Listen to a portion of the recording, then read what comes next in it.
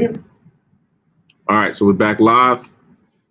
Let's do the second half of the service, Acts, the 5th chapter.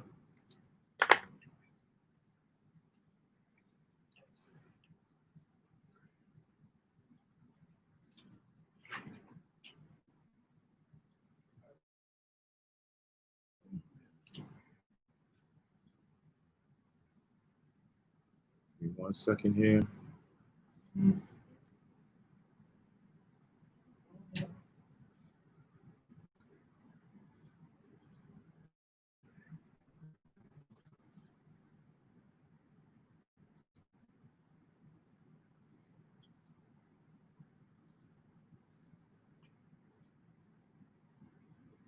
Check. Check. All right. All right.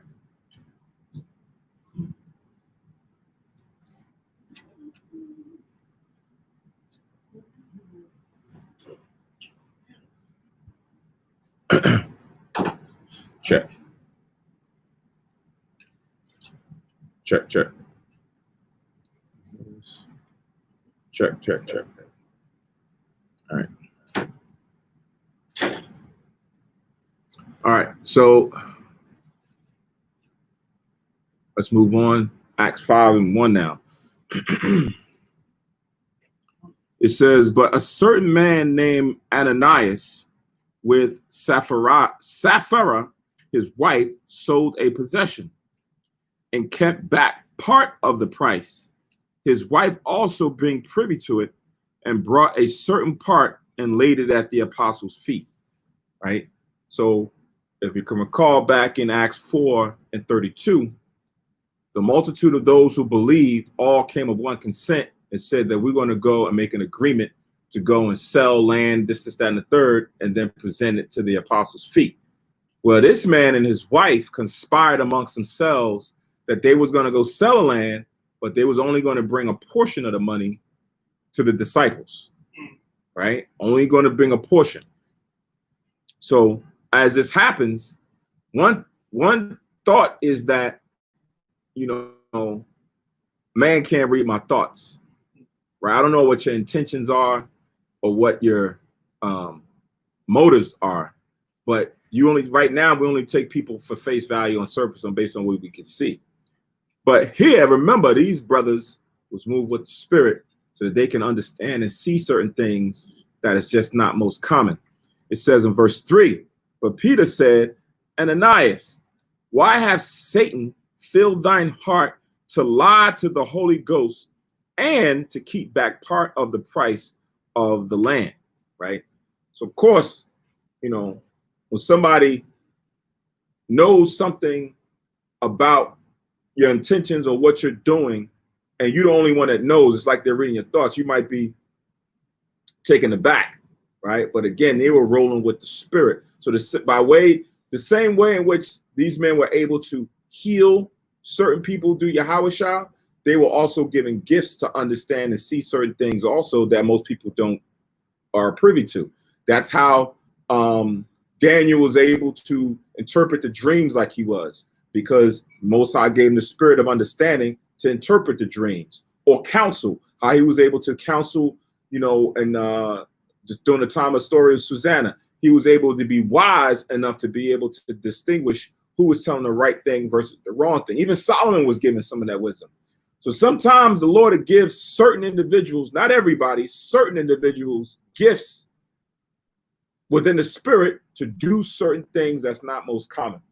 In this case, it was able to see that this man and that this woman was not being honest with the Most High, right? And they thought that if they just brought money, that the money was going to be good. So back in Matthew's. Verse 4, 3. Okay. The 15th chapter.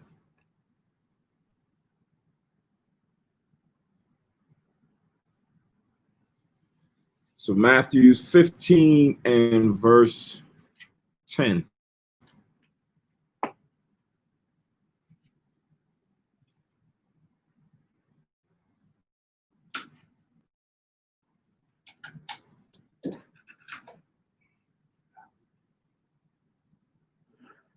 me know what everybody got.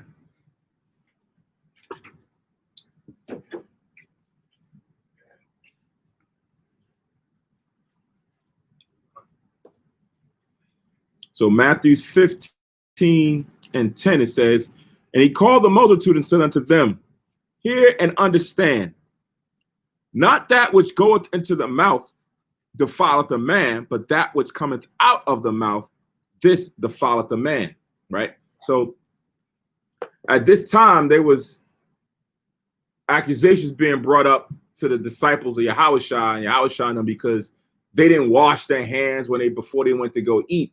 And they looked and thought that because they were eating with unwashed hands, they were defiled, right? Unclean, filthy. But Yahushua had to address the situation and say, it's not that what goes in that defiles a man, it's what comes out of a man's mouth that defileth a man. Jump down to verse 16. It says, and Yahushua said, are ye also yet without standing? Do not ye yet understand that whatsoever entereth in at the mouth goeth into the belly and is cast out into the drought? Meaning, whatever you eat with your mouth, clean or unclean, it's going to go through your body and it's going to come out through the waist, right? It says, verse 18, but those things which proceed out of the mouth come forth from the heart, and they defile the man, right? So the things that you speak about, the things that you advocate for, those are what really defiles a person. Because unless it's with the commandments and the statutes of the Most High, unless it's based on the precepts of the Most High, that may now cause you to be a defiled individual. And it's going to give you some examples. It says, verse 19, for out of the heart proceed evil thoughts, murders, adulteries, fornications, thefts, false witness, blasphemies. These are the things which defile a man, but to eat with unwashed hands defileth not a man, especially to the Most High. Man may look at that and think that that's a defilement if you eat with unwashed hands, but the Most High sees your heart. So again, these are the things that come from your heart or your mind. Sometimes you may not have even committed the crime yet. You have not committed these sins yet. You just thought about them. Right? So now when you think about it, you gotta watch yourself, because sometimes Satan comes and tempts you with certain things. Yeah. He tries you to say, hey, maybe you should take that, or maybe you should go deal with this. Maybe you should not go to there, right? There's a lot of things that causes you to think a certain way, and it can be Satan that's causing you, or the lust that's within you causing you to do those things. So here, in your heart, your mind is what causes you to be defiled.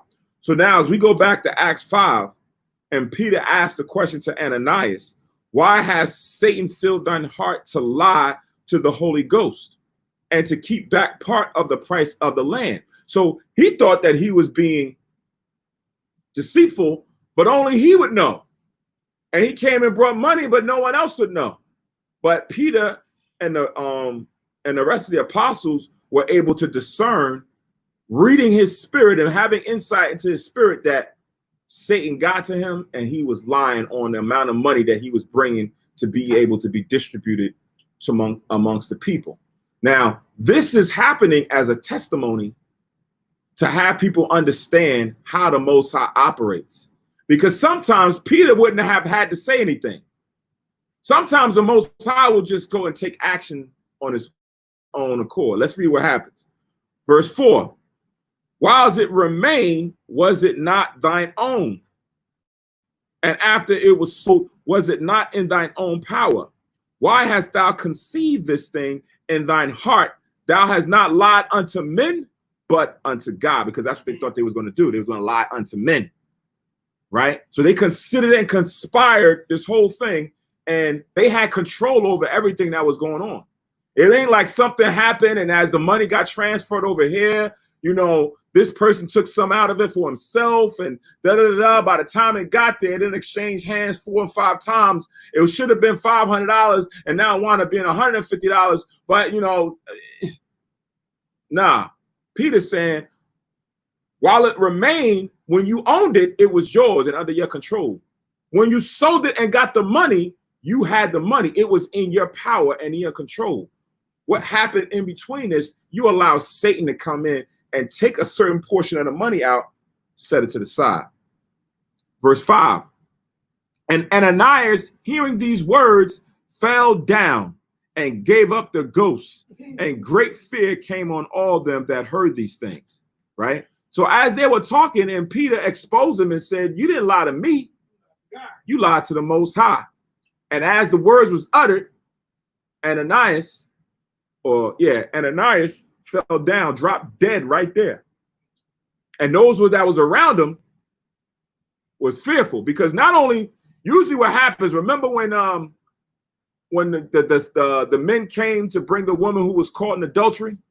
Yeah. And they came in and said, Yahushua, you know, this woman was caught in adultery. And Yahushua said, what? He that is without sin cast the first stone, right? And then what happened? Huh? They bounced. But not only did they just bounce, what else happened? Something else happened with these men. Something. Huh? It said that they dropped their stones from the oldest to the youngest. Why? Because the longer time that you are in the earth, you have more opportunity to sin, right? So they now started listening to what Yahushua said, that he is without sin. You know what? I know we could go and condemn this woman because she was wrong for what she did, but I did some stuff too. So now when they started to consider the sin that they done, it said they dropped their stones. Nobody was about to throw the stone. They started to think about themselves now. So they dropped their stones, right? So now here in this case, when you now have this individual who came and tried to withhold his money, and now they question him on it, they check him on it, and then afterwards, the Most High causes him to drop dead right there. It says great fear fell upon all in that scene, because now it's like, oh snap. The Most High can allow men like this to see even my thoughts and see my conspiracies? Dad, great fear falls upon men now. Imagine if when you went through your walk, people, or you had somebody who was able to read your thoughts. But no, literally read your thoughts. Everything that you're thinking, the words that's just been, you see something and your thought comes in your mind and you look at something, you want to take something, or you're upset with something, and the person may not see it. You may put on a good face, could put on a good showing, but they really see your real motives and intentions. And they call you out on it. You'd be afraid, because now it's like, Dad, how did he know that? How was he able to know that was he wasn't with me? Oh, snap. So now when you see somebody drop dead because of that sin, that lie that they went and did against the Most High, you start thinking about yourself. It's like, oh, man. Right. Drop dead right there.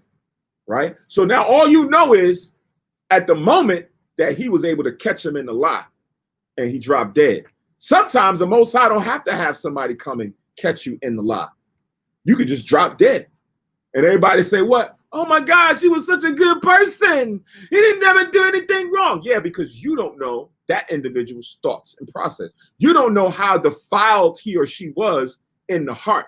The Most High knows. The Most High can allow certain people to see it, but not everybody, right? Go to the Apocrypha, Maccabee. That's where you're going? Find that, because I don't remember where it was actually, but see if you can find that story in the Apocrypha. The last. Is it the second Maccabees or first? Come on. Say again? One of them guys died who brought out two of them people. Say it again? Okay, the girl you just talking about, when she had sinned, they brought her to Jesus. Right. Them guys died? No. Oh, okay. They dropped their stones and left. Okay, I'm about to say, huh? The second Maccabees. That's in the last few verses. Last chapter. All right, second Maccabees, the 12th chapter. Oh, the 12th?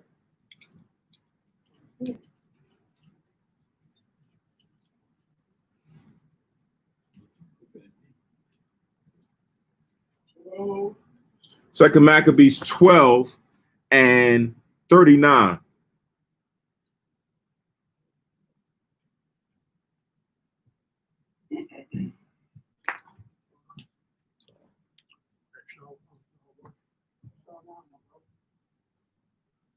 So 2 Maccabees 12:39, it says, and upon the day following, as the use had been, Judas and his company came to take up the bodies of them that were slain, and to bury them with their kinsmen in their father's grave. Right? So here it is. You know, when you out the war, you're like, okay, we want to go and give our brothers honorable graves, honorable burials, right? Go bury them with their kinsmen honorably. Verse 40. Now, under the coats of everyone that was slain, they found things consecrated to the idols of the Jamnites, which is forbidden the Jews by law or by the law. Then every man saw that this was the cause wherefore they were slain, right? So outside of that, they would have thought that these men died in righteousness, died fighting for the freedom of Israel. But once they found that, they realized that, oh, this is why these men got killed, right? Because they was into idolatry, right? Verse 40, all men therefore praising the Lord, the righteous judge who had opened the things that were hid, betook themselves unto prayer and besought him that the sin committed might wholly be put out of remembrance. Besides that, notable Judas exhorted the people to keep themselves from sin, for so much as they saw before their eyes the things that came to pass for the sins of those that were slain, right? So now they was able to be privy to what was the root cause of these men dying. But that doesn't happen all the time. You don't always have a cause or something to point the finger on specifically as to the sin, as to why a man or a woman or a group of people now lose their life, right? Sometimes it's just what you would call happenstance or circumstance. Oh yeah, you know, he just happened to be crossing and a car came and hit him. But you don't know, maybe the Most High had that car swerved that way and caused it to hit that man or that woman, because now their life was supposed to be taken because of sin, right? You don't know all the facts. And in this case with Peter, he knew the facts. He knew the intentions and the motives behind them coming and bringing this money to the disciples or to the apostles for distribution for those who had need. I wanted to ask you, you're in the chapter of Acts, right? Acts, the 5th chapter. Fifth chapter. Thank you. Go on. All right, so that was 2 Maccabees chapter 12, verses 39 all the way down to 42.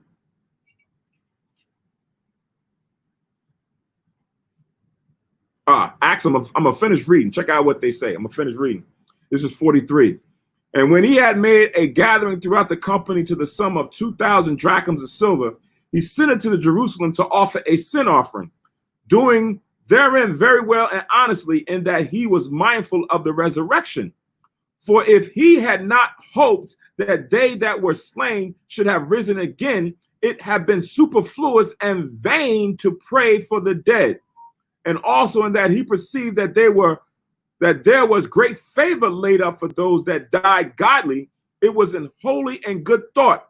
Whereupon he made a reconciliation for the dead, that they might be delivered from sin. So again, like it was stated, they thought that these men died in righteousness, and they were going to set up an honorable grave and burial for them and have them be remembered for their plights. But now, thankfully, right, they now also remember the resurrection. That these men, like how we read in the class last night in 2 Maccabees with the woman and her sons, they knew about the resurrection. That even though that they was being tortured and gruesomely killed, in the resurrection, they would come back and get their revenge. So now he was like, listen, while we sitting up praying for these brothers to come back in the resurrection, it would have been vain for us and superfluous for us to have made that prayer, because they was wicked, right? We're not going to pray for those men to come back and get revenge while they caused them to be killed. So that was the thing in mind, to have understanding that these men was wrongfully going to be honored, but justly they was murdered. They were not murdered. They was killed because of their sin. And now that they know it, they're not going to give them that honorable burial, right? Because they died in their wickedness. So now that was second Maccabees 12:39 to 45.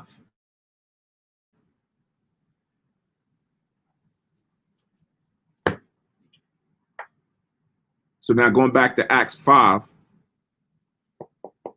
we have 5 again. It says, and Ananias, hearing these words, fell down and gave up the ghost. Right? So when it says it gave up the ghost, it's talking about gave up the spirit. That's why when it talks about Holy Ghost, it's the same thing as the Holy Spirit. Ghost and spirit, same thing in this context. And the great fear is like, okay, I sold it for this, but this is it, or this is the paperwork, kind of thing like this is the paper, this is what I sold, and this what what it is. Right, because that's what the capital punishment was supposed to do. It was supposed to put fear in a nation to cause them not to sin. Right? But then the Most High was so merciful to us, he gave us the law of sacrifice, so that when we sin, instead of us being put to death, we can go and put a sacrifice, and we abused it. But the capital punishment wasn't supposed to be that every time we go commit a sin, we can just go and offer up a sacrifice. It was supposed to be like that. The Most High is so strict in that regard that if we did this, he want us to be put to death. I shouldn't do that. Right? We didn't look at it the right way. Right? So now here, and remember, this is after Christ died. Right? So when people say, oh, he died for our sins, that doesn't mean that he died for the sins to come. No, this man, he just went and did a sin. And guess what? The Most High took his life at that point. He didn't fall victim. He didn't fall under the cover of saying, oh, well, Christ died on the cross. So, hey, lying and doing all that other stuff, that's cool now. No, the Most High took his life right then and there. He didn't even get to utter a word. After Peter was finished saying what he said, dropped dead right there on the spot. Verse 6. And the young men arose, wound him up, and carried him out and buried him. Right? So now once that happened, wherever they was at, the men that was there got some cloth or whatever, bound him up in linen, and then took him out and went and buried him somewhere. Right? Verse 7. And it was about the space of 3 hours after, when his wife, not knowing what was done, came in. So word didn't get back to the wife yet. She was off handling some other issues or affairs or what have you. And now they may not know who this man was. He died, and then here she comes in, right?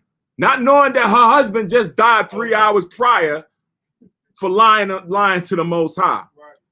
Verse 8, and Peter answered unto her, tell me whether you sold the land for so much. And she said, yeah, for so much, right? So now Peter, understanding that her husband Ananias had lied for the amount of money that was brought in, right? He died. So now Peter now questions the wife, because as we just read in the second verse, she was privy to everything that happened in that selling of the land. So Peter says, listen, let me ask you a question. Did you sell that land for this amount of money? Yeah, that's what we sold it for. And we already knew that that was a lie, because her husband just died for the same thing, right? So it says in verse 8 again, and Peter answered unto her, tell me whether ye sold the land for so much. And she said, yeah, for so much. Then Peter said unto her, how is it that ye have agreed together to tempt the Spirit of the Lord? Behold, the feet of them which have buried thine husband are at the door, and shall carry thee out, right? So how is it that you came and tempted the Most High, right? To tempt the Spirit to thinking that the Most High doesn't know, or the Most High is not watching, so I'm going to go and do such and such. How is it that you have that thought, right? So he then said, the same way by the means of how you left, or how your husband left, you about to go out the same way. The same way they took him out, they're going to take you out the same way. So it's the same thing that Yahushua said to Satan when he was tempting him in the wilderness, as far as, for you should not tempt the Most High, right? And that's what she was doing, and that's what they did. They tempted the Spirit. They tempted the Most High, and it caused them to fall down and give up their spirit. Verse 10, it says, then fell she down straightway at his feet and yielded up the ghost. And the young men came in and found her dead, and carrying her forth, buried her by her husband. I'm gonna remember this chapter here. 2 dead liars. Remember this side by side. Heard about lies. Done. That's I say right here, buried her next to her husband. Like Why not? something like a couple die, one die, one spouse dies, and another spouse That's how you dies. want to do that to your wife Next to their anyway. husband or wife. Mm-hmm. But I don't look at it because a lot of times when people die, that's what they do. They bury them as a family or as a couple or something to that degree. Why not put them together? Right. I see this as because like what Zakar's alluded to, these was two wicked people who conspired together. So when you bury them, they bury them over there. You're not getting buried in the plot. You know how they have like an area section for honorable people, and when they go by, they see the names of certain people. No, you and your husband gonna be buried right over there with all the rest of the congregation of the dead, right? Because you was a part of the congregation when you're alive. You're gonna be a part of that when you die. Yeah.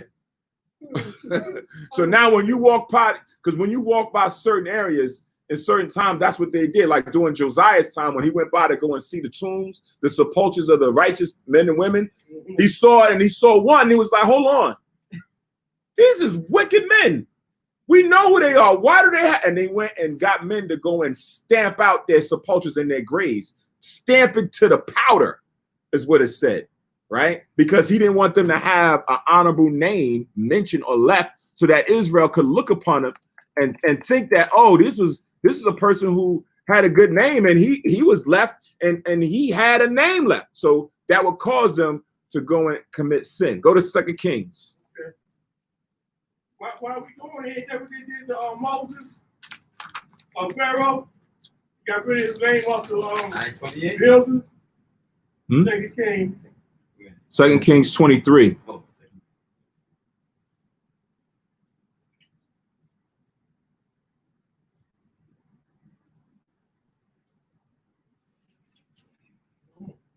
Kings. 23rd chapter.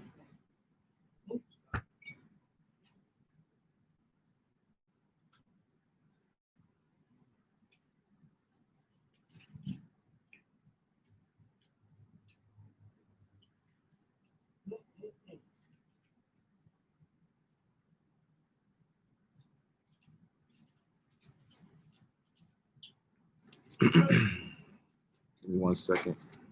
See which one I want.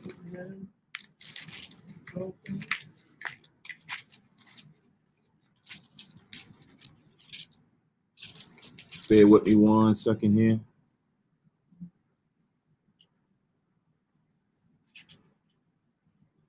Oh, this is a good one to get it to my table line 2, 3. Acts chapter 5. Okay, go just read it.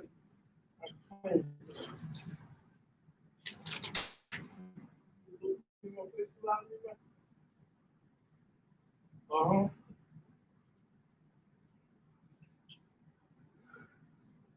All right. So this is I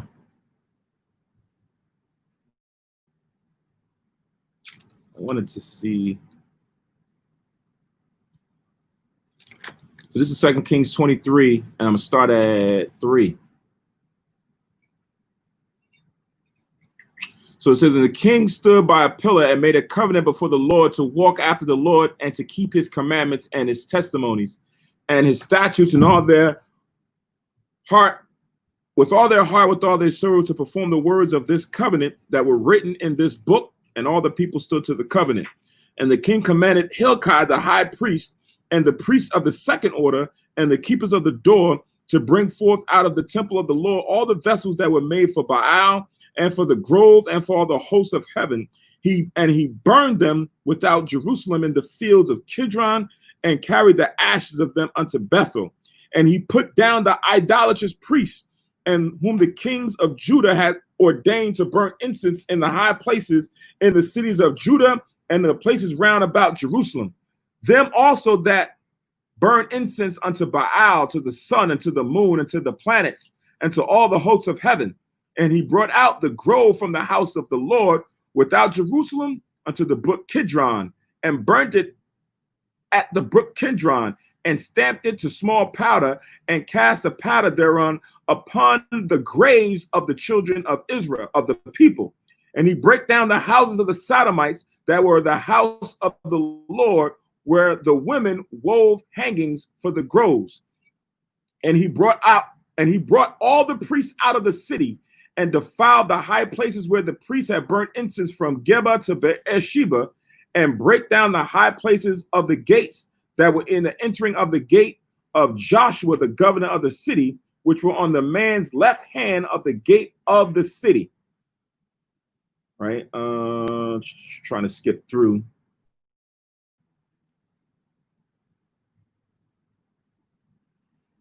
All right, jump down to verse 15. Right? It says, moreover, the altar that was at Bethel in the high place which Jeroboam the son of Nebat, who made Israel to sin, had made, both that altar and the high place he brake down, and burned the high place, and stamped it small to powder, and burned the grove. Verse 16, and as Josiah turned himself, he spied the sepulchres that were there in the mount, and sent and took the bones out of the sepulchres, and burned them up upon the altar, and polluted it according to the word of the Lord, which the man of God proclaimed, who proclaimed these words. Then he said, what title is that I see? And the men of the city told him, it is the sepulchre of the man of God, which came from Judah, and proclaimed these things that thou hast done against the altar of Bethel. And he said, let him alone. Let no man move his bones. So they let his bones alone with the bones of the prophet that came from Samaria. So now it says, and all the houses of the high places that were in the cities of Samaria, which the king of Israel had made to provoke the Lord to anger, Josiah took away and did to them according to all the acts that he had done. And as you read down, he went and slaughtered the priests. But and him cleansing Israel, he went and did all of that. He took away all the groves, took away all the idols, even the priests, the men that was allowing Israel to sacrifice and burn incense to. He went and got those men, and it says he went and burned them up alive. But then as he was walking, he said he seen the sepulchres and saw the sepulchres and said, no, not these guys. He went and took the bones out of the sepulchres and put them on the altar and burned it up to powder, like burned it up and said, listen, they're not going to have their bodies here. We're going to rid wickedness out totally. So that was on his mind, to make sure that these men didn't have righteous burials or were a part of the mount where righteous men and women dwelt. So he took them out and burned them. Then he went and found one. He said, hold on, go find somebody. What is that title? What does it say? Oh, this is the man of the Most High. This is the one who prophesied about these things that you're doing right now. Josiah was like, all right, cool. We ain't going to touch him. Let his bones and his sepulchre stay right there, right? He's an honorable man, and those along with him. But everybody else has to go. All right? So that was 2 Kings, the 23rd chapter. You can read the whole 23rd chapter, actually, to kind of go into it all the way from 1 all the way down to 20. Again, that's 2 Kings chapter 23, 1 to 20. Goes into that whole cleansing that Josiah, the righteous man, the righteous king of Israel, did back then. The last burial place is like, oh, he wasn't righteous. He had to move it. All right. Wow. So now back in Acts 5 and 10 again. It says, then she fell down straightway at his feet and yielded up the ghost, and the young men came in and found her dead, and carrying her forth, buried her by her husband. And great fear came upon all the church and upon as many as heard these things. Again, so we touched on it. It's like when you hear that, it's like, hold on, this thing done got a little bit deep now. These men can understand my thoughts and my intentions and motives. Man, the Most High is he ain't playing. Verse 12. And by the hands of the apostles were many signs and wonders wrought among the people.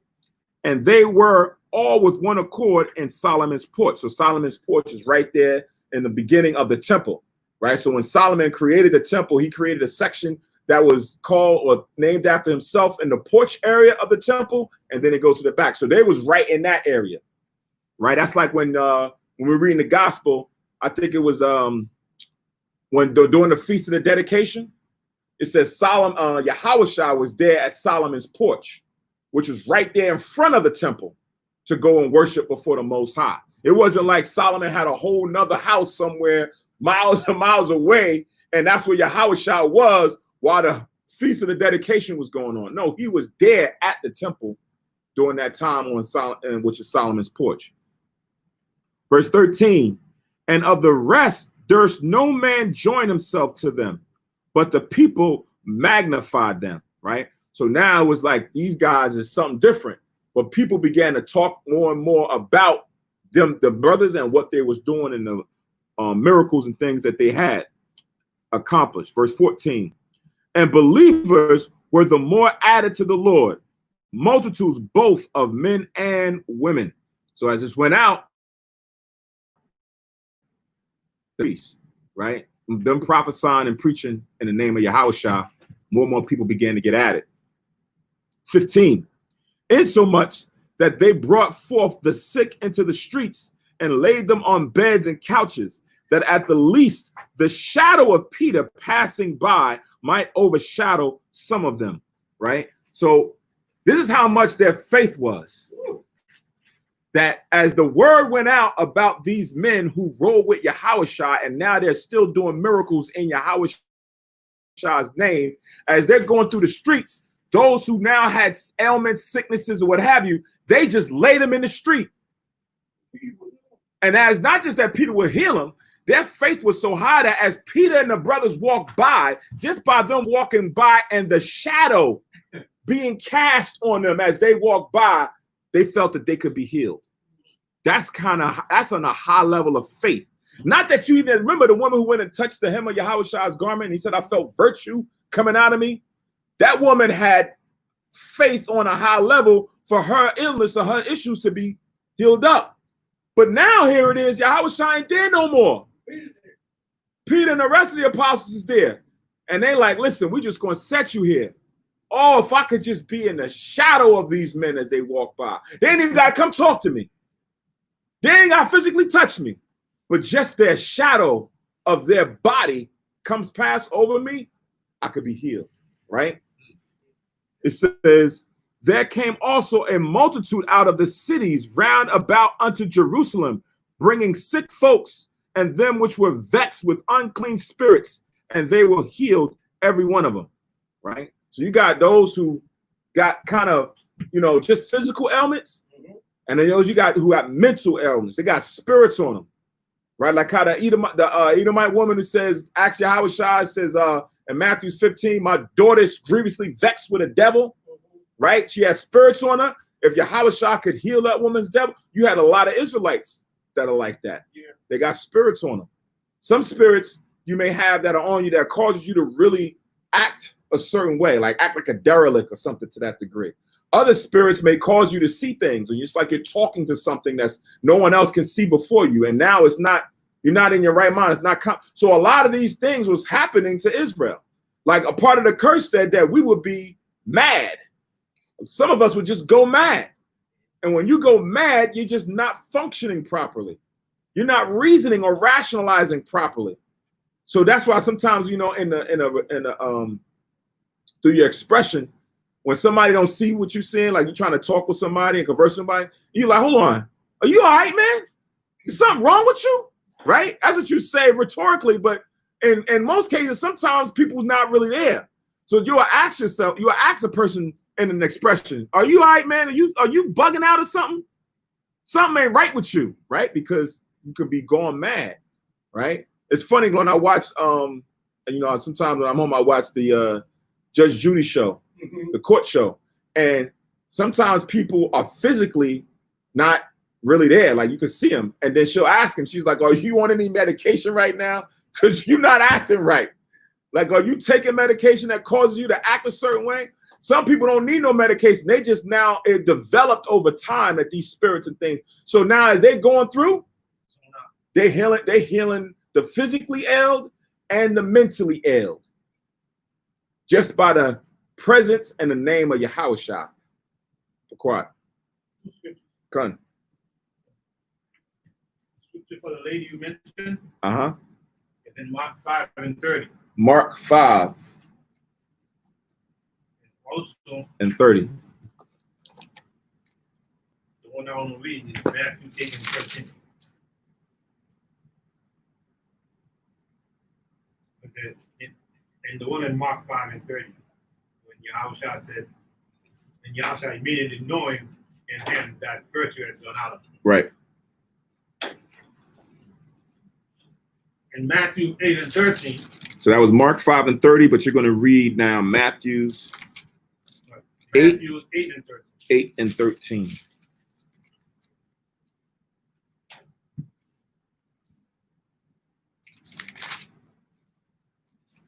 Matthew 8 and 13 reads,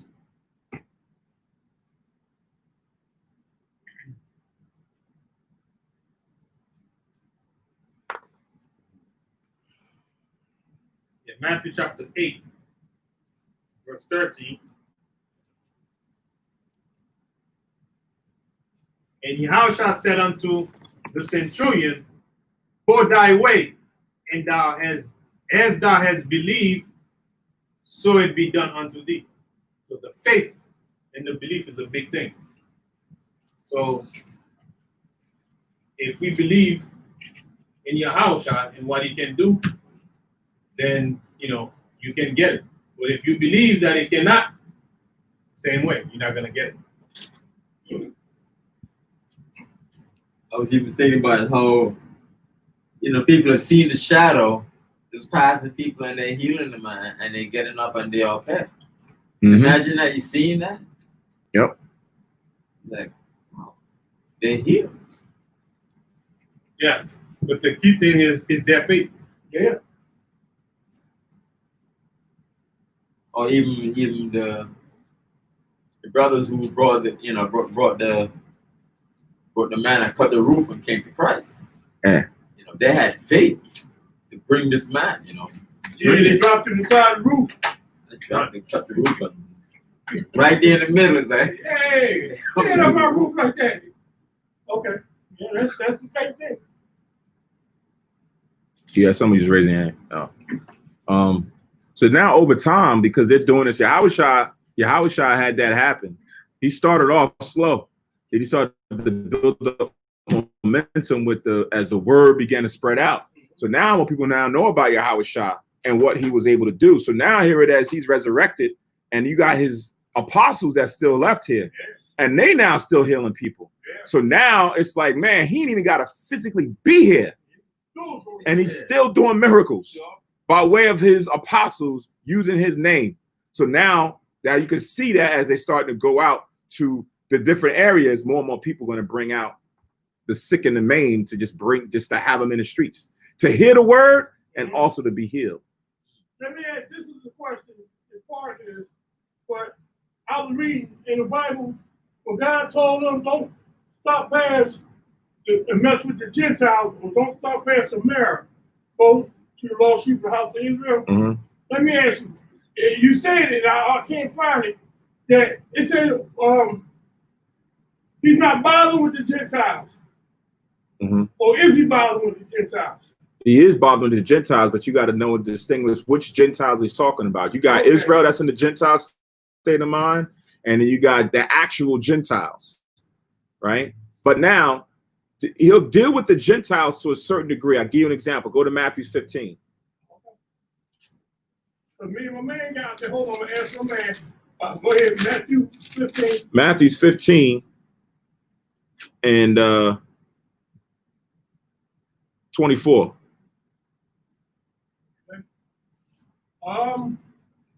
Okay, but he answered, I have not sent but the two lost sheep of the house of Israel. All right, so this is Christ speaking about his charge of why he's in the earth.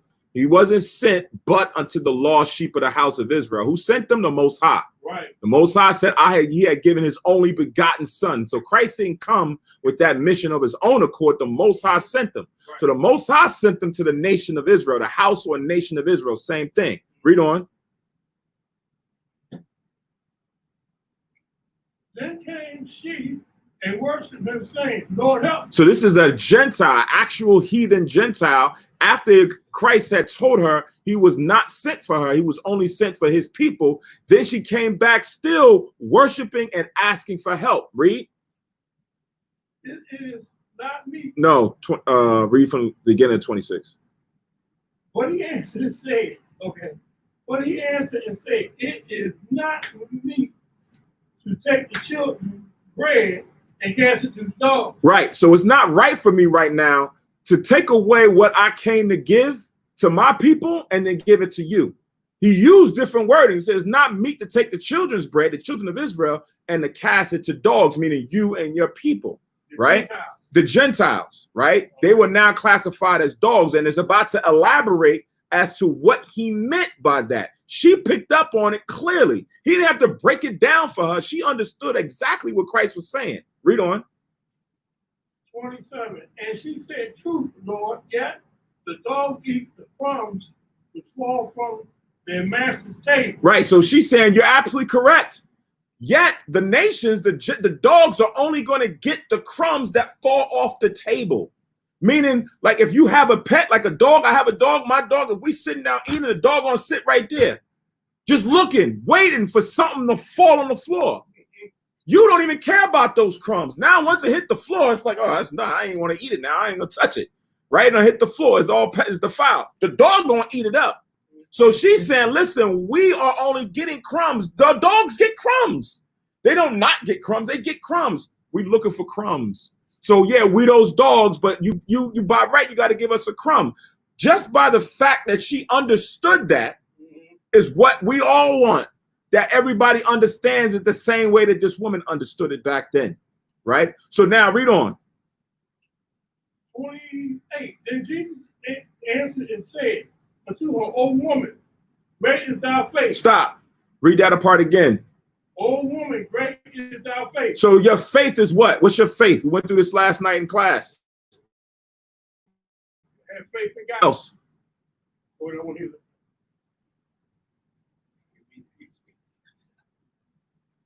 Romans 10:17 says faith coming by hearing and hearing by the word of God. So now when you deal with the faith of the Most High, it has to be with the word of God from Genesis to Revelation. It has to be the whole dynamic of understanding that the children of Israel are God's chosen people. That's what she understood, that the children of Israel were the masters sitting at God's table. No one else is the masters or the chosen ones of the Most High, only one nation. And that everyone else gets the crumbs or comes second, third, fourth, fifth, or whatever to the number one nation, which is Israel, according to the covenant and the agreement that the Most High made. She understood that. So when he now heard her response, he said, oh, woman, great is your faith. Why was it great? Because here is a heathen during a time when we were enslaved. We were the ones in captivity. They were the ones in power. So for her to understand that dynamic, her faith was great, meaning her belief in the Most High's record was on a high level, right? Now, because of that, read. Wait a minute, Romans what? 10:17. Okay, 10:17. Okay, O woman, great is thy faith.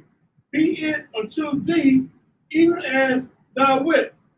And her daughter was made whole from that very hour. Right, so it says, be it unto thee even as thou wilt, meaning whatever you wanted, done, right? Because your faith has now got you to where that is. The same way how Yahweh Kanan just said right now, the brothers and sisters that's being healed, it's their faith that's doing it. So now if they come on, or anyone comes on the same measure of faith to say, I'm going to believe it as it is written, you can now be privy to receiving the benefits, the glories, the healings. Like this woman's daughter was healed, right? Doesn't mean that now just because you have faith that you get to sit at the table. No, she knew that they was never going to sit at the table. Because now she understood that, okay, you can get the crumb. Remember when Joshua and the men went to go spy out the land and Rahab the harlot saved those men, right? And then what happened? The men looked her out and said, you know what? You on point, because she understood that we was the chosen people and that our God was the only God. Great is your faith. And they said, okay, fine. Here, we're going to give you a token. Make sure you have this. Nothing going to happen to you. Okay. That's what would happen in today's time when you have certain people that's nations or heathens. They understand who we are. They understand that we are the chosen. If the Most High had a chosen people, that we broke the commandments, and this is the reason why we in this situation. They understand that they are not on the same level as this, that Christ was a so-called black man who had woolly hair. They understand these things, and they conform to it. They may be able to receive the benefit. We may say, you know what? All right, I ain't gonna deal with you like I'm gonna deal with them. Like how they got a lot of these people that's out here now, the Karens and the Kevins. The Karens and the Kevins who now have wilding out on us. Why you barbecuing your rack grill? Why you out here with this on? Why you doing? You're like, yo, what the heck? I can't do nothing now. Those are the ones who are not going to be shown that same favor. But the ones who do hear what you're saying, who do understand the truth, they're going to be given or may be able to receive some form of, not as a harsh punishment. But they all got to go into punishment. Right. They all got to go. You may not say, okay, you may not be out there in the field in the 10 hours a day in the sun. You might be able to come work in here just getting me lemonade. I take that job all day long over standing out in the field 10 hours a day. I could be in the house in air conditioning, just getting Kool-Aid or whatever it is. Oh, that's cool. Right? So you may show that favor to them because of their faith. For quiet. And what we have to understand is the law is the law. Right. The Most High have the chosen people, just like I'm bringing out. Everything is done by the Lord. Trickle down. But the law is the law. The law stays the same and the law doesn't change. Right now, the law never changed. So if anybody come up and speak according to the law, you will get crumbs.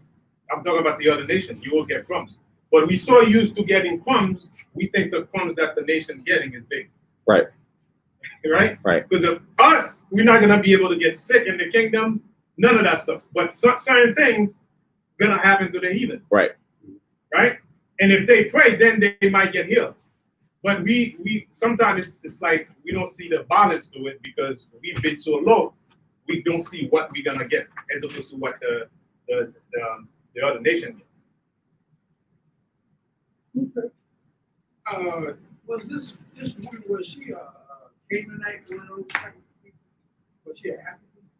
So there's a debate is she's Esau or she's Ham. She's verse 22 that we did. Zechariah 14:21. That I think the precept for that. Zechariah 14:21. Okay, well, we looking for it. They tell you what she is. Further explain that particular woman would not have seen God. Oh, let's read that. Right, but that's not your question though. That's not the question you asked. You asking what her nationality was. Yeah, was of that. Right. I mean, we know. Okay. Right. It said that they're not going to be in the house, meaning they're not going to be like how right now you have people who are not of the nation who are now set up to go out there and teach Israel who they are. It's not talking about they're not going to be in existence, right? Even Esau in the kingdom, he's going to be there, right? This is just dealing with they're not going to have any authority, and this is not for them because it talks about Moab and Ammon and all of them as well. It goes across the board. But as far as for it says a woman of Canaan came out of the same coast. It tells you in the book of Mark that she was a Syrophoenician by nation, right? Now, remember, go to book of Matthew 10, because it said this is a woman of Canaan, right? Saying that right here, verse 21. A woman of Canaan. Go to Matthew 10. Go to Matthew 10 and 2. There it is. All right, Matthew 10 and 2. Now the name of the 12 apostles? Yeah, I'm going to get it. Oh, okay. So it says in Matthew 10 and 2, it says, now the names of these 12 of the 12 apostles are these.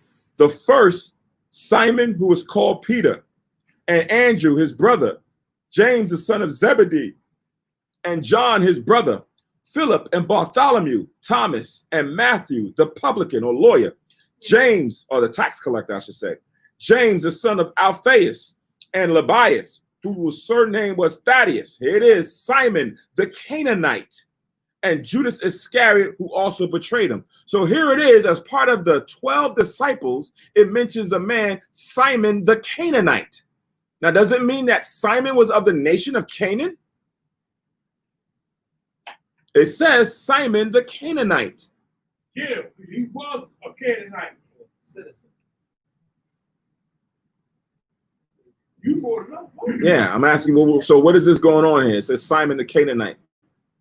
guess he was Who was he? What was it? So was he a Canaan? Was he of the nation of Canaan? You were supposed so. So then that would throw off. Go to Matthew 10 and verse 5. I'm sorry. Yeah, Matthew 10 and 5, which is right after it. It says, these 12 Jesus sent forth and commanded them, saying, go not into the way of the Gentiles. There you go. What sense would that make to say go not into the way of the Gentiles when you got a Gentile amongst the 12? So he couldn't have been he wasn't an actual Canaanite. He was a person that what? Dwelt in the land of Canaan, lived in the land of Canaan. For instance, right now you're living where? In Philadelphia, in America. And when you go and check the box, you say, I'm an American or Black American, right? But that's not your, just because you dwell in the land, like Paquai said, you got citizenship. Paul said he was a Roman, but was Paul an actual heathen? Was he the actual Greek from that lineage of Esau? No, he was just a citizen. Why does it say what? Let's go to it real quick. Okay. Go to the book of Acts to just so that Get this one here. All right, what's your name? go to Yeah, get it now. go to Acts 21. You don't put that in your application. No, I don't. Whether you put No, don't put that on the application. They will hire you at all. Go to Acts 21 Come on now. and 37. Acts 21, 37. I got that highlight. most I speak. Yeah. And then four, yeah. Wait, let's wait for Okay, my bad. I'm sorry, y'all. Got that Dr. Zach highlight. to get Come it. on, he gave me this. How you doing? Fish fighting down here.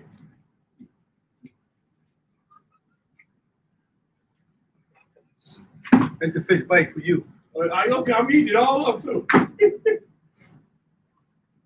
Okay. Let me know when you got it out. Done. You got it? Yeah. All right. So it says Acts 21, 37. And as Paul was to be led into the castle, he said unto the chief captain, may I speak unto thee? Who said, canst thou speak Greek? Because he's looking at his disposition. He's like, hold on. Are you talking to me? You can speak Greek, right? Because what he's seeing, he's not expecting to hear what he's hearing, right? That's like me coming and standing before going down in the court office or somewhere, and I'm speaking French to someone who I know is there who speaks French. And they're like, hold on, you speak French? But you was just some African American from here. Like, what are you doing speaking French? And apparently, you know that right off the bat, you know the resemblance of them that it was not the same. Exactly. That's how they like, oh, you can speak. Exactly. Like you said, African American. I mean, like some African. Right. So read again. And as Paul was to be led into the castle, he said unto the chief captain, may I speak unto thee? Who said, canst thou speak Greek? Art not thou that Egyptian which before these days made us an uproar and led us out into the wilderness, 4,000 men that were murderers? So now he's looking at him and like, yo, how you speaking Greek? You look like that Hamite, that African guy who led all them people into the doggone wilderness, about 4,000 people. I thought that was you.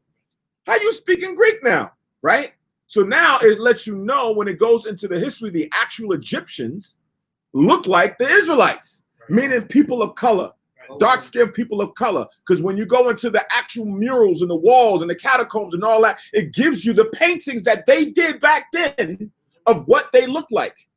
Man changed it over time in these last days during the Renaissance to make it look like them, to throw us off. So that when we look at them, when we see Charlton Heston and all these people like, oh, that's what the Egyptians look like. Because we ignorant, meaning we don't have that full knowledge, right? But here in the scriptures, in the storyline, is giving you the full perspective. It says, verse 39, but Paul said, I am a man which am a Jew of Tarsus. So he's letting you right off the bat know that he's a what? A Jew.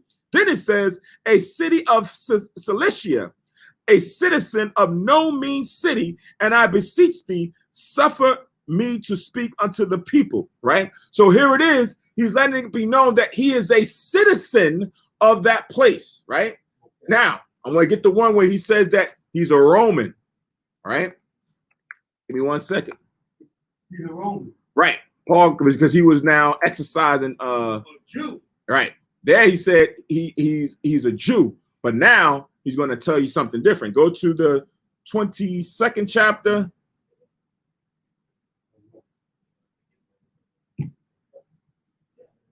And I'm going to start at Acts. I'm going to start at verse 25. Acts 22:25. Right.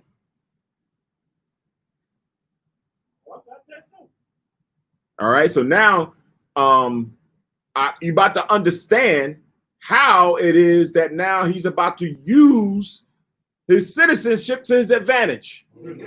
Right? Acts 22:25. You got it? Just like they sending out stimulus to all Americans. Everybody say right. Yeah, exactly. They sending out stimulus checks to an American. You ain't gonna say, "Oh, I'm Israel. I ain't getting that money." No, you American that day. That check come in, you take it into the bank and you cash it. Exactly. That's where you at. And plus, also if ICE is picking up certain people say like, I may not know English, I may speak Spanish or whatever, but I'm a U.S. citizen. Right. I'm not illegal. I'm a U.S. citizen. Name speak for itself. So you get that perks, in the sense that I'm not illegal. Right. So now we already read in Acts 20:21 and 39 that Paul said that he was a Jew of Tarshish. He was a citizen of Cilicia, right, which is in Rome. So now we go to the next chapter, 22 and 25. Now pay attention to what he's saying. And as they bound him with thongs, Paul said unto the centurion that stood by, "Is it lawful for you to scourge a man that is a Roman and uncondemned?" So now he's like, look, y'all about to put me in prison. Y'all beat me up and everything. Is it right for you to do that to a man that's a Roman? So now he's calling himself a what? A Roman. But we know his nationality is what? A Jew. He's a tribe from the tribe of Benjamin. He tells you that also. Right. So now he's now using this to get off, not to just get over, but to say, yo, man, this is how you treat Romans, right? Why you doing me like this, right? Unbeknownst to the centurion, he don't know Paul like that, right? So pay attention to what he say. Verse 26.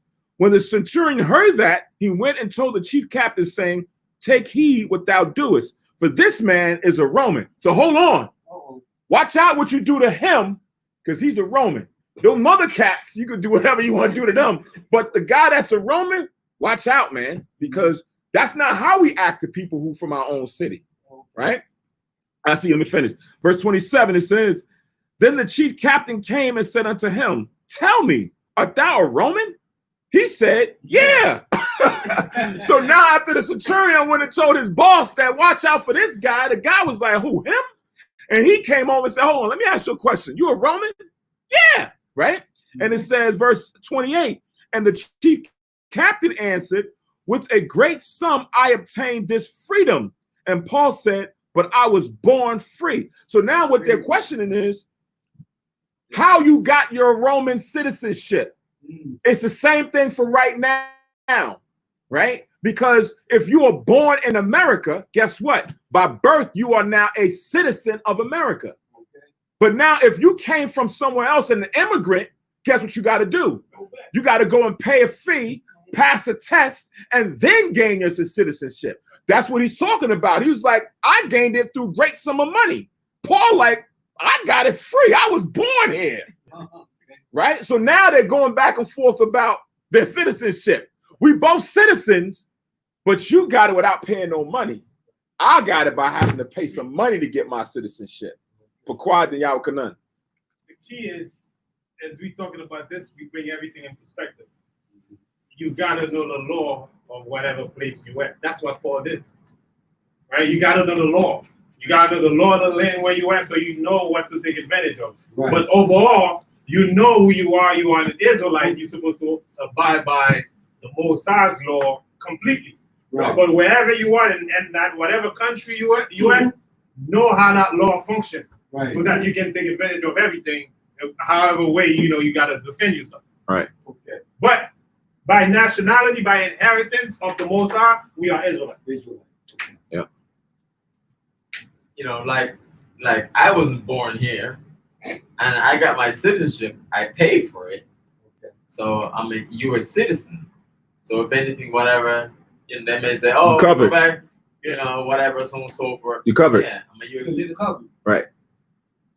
So now you understand how you can be titled by the name of the place that you're at, but still be an Israelite or a Jew because of citizenship or because you are living in that land.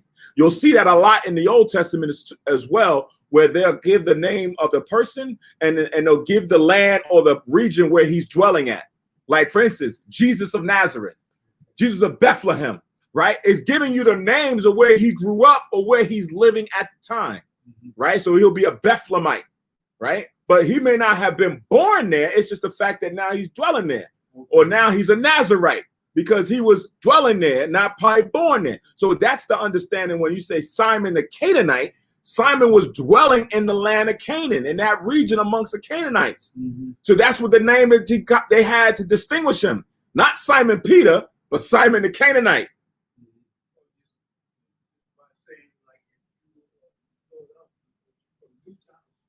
Uh-huh.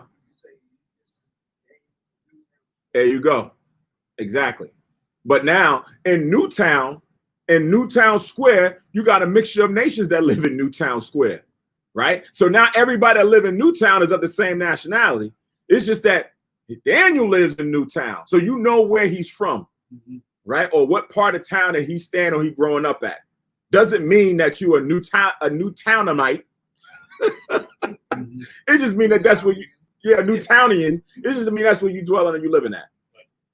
And we're good at doing it. Yeah. Like, you know, what's his name? The rapper, Big and Small. Mm-hmm. He's big at saying, you know, I'm from Brooklyn. You represent Brooklyn. But he's Benjamin. Exactly. You just look at it, that's Brooklyn, but you got Benjamin all through there. And you ain't thinking that they from the islands. What's his name? Who started the hip hop? Kool Herc. Kool Herc. You look at hip hop, you say, yeah, man, that's a Judite. That's a Judite thing. Not knowing that it was Benjamin who started it. Benjamin, and then you start looking at, because you know we kind of just visual people. When you start looking at the rappers, you don't know that some of these brothers is not Judites. ASAP Rocky. Yeah, they Simeon, huh? Some Simeon, but Benjamin. You like, yo, I didn't know that he was there, because they look just like me and you. They got the same skin complexion, and we just assume that because they're dark like me, oh, he got to be Judah. No, he's Simeon, or he's Manasseh. You like Manasseh? Yeah, he Manasseh. Before Sammy Sosa changed his color and everything, he was just like Patak. dark skin, and then now he's almost like Mariam. He's light as Mariam.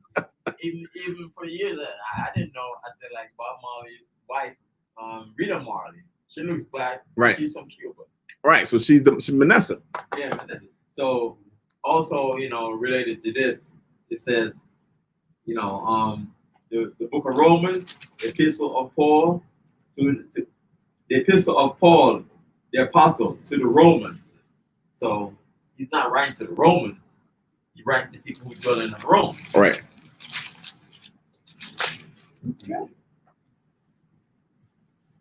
All right, so let's go back.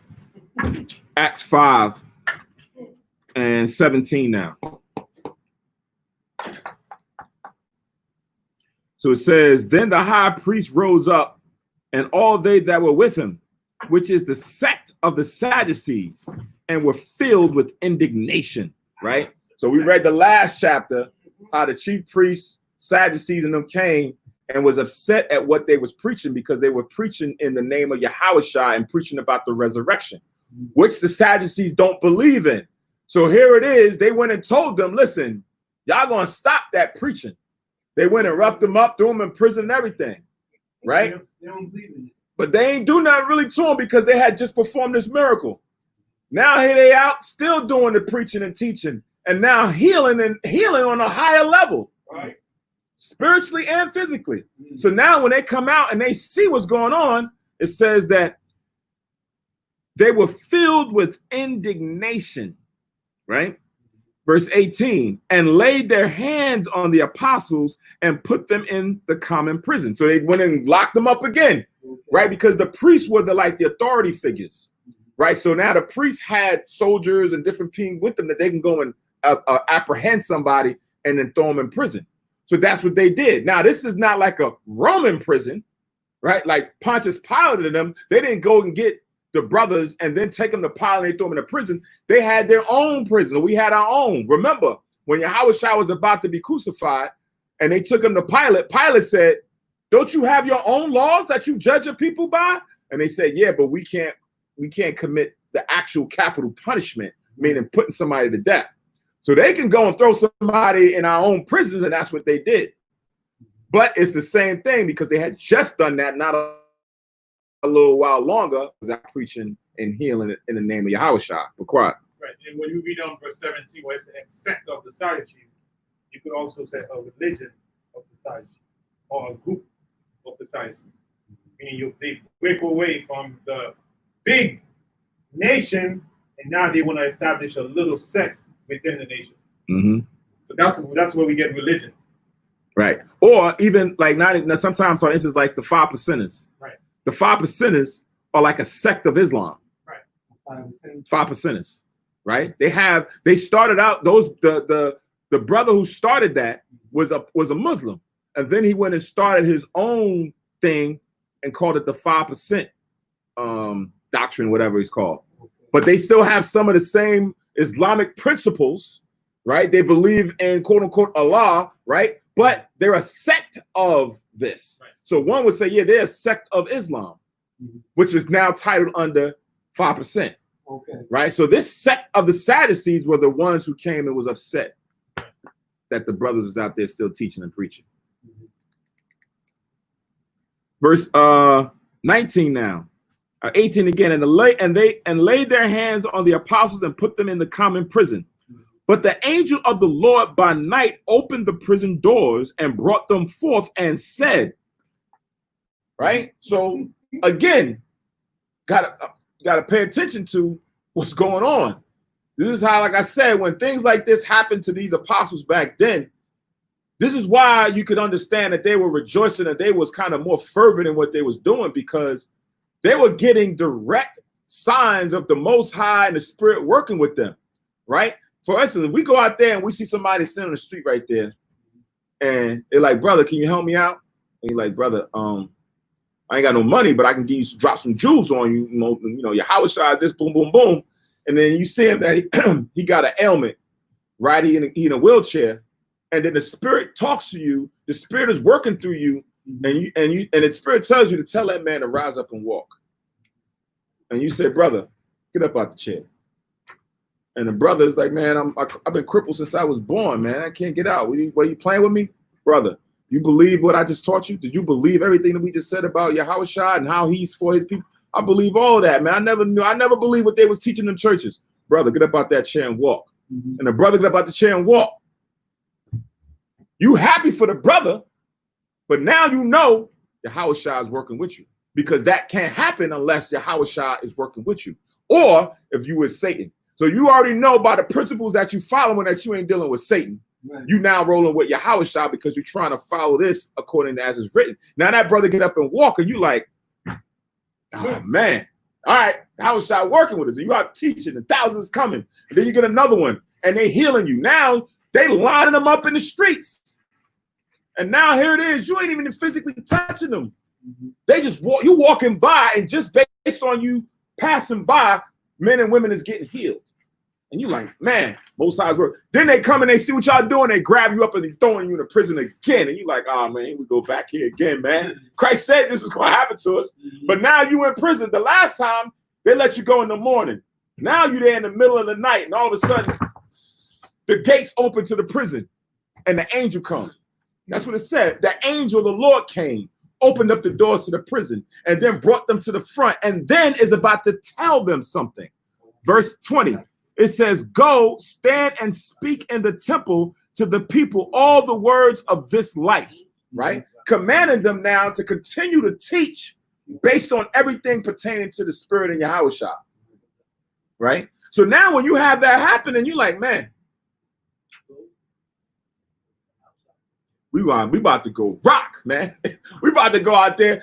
Man, listen, I'm going to stay out there for about 40 hours straight.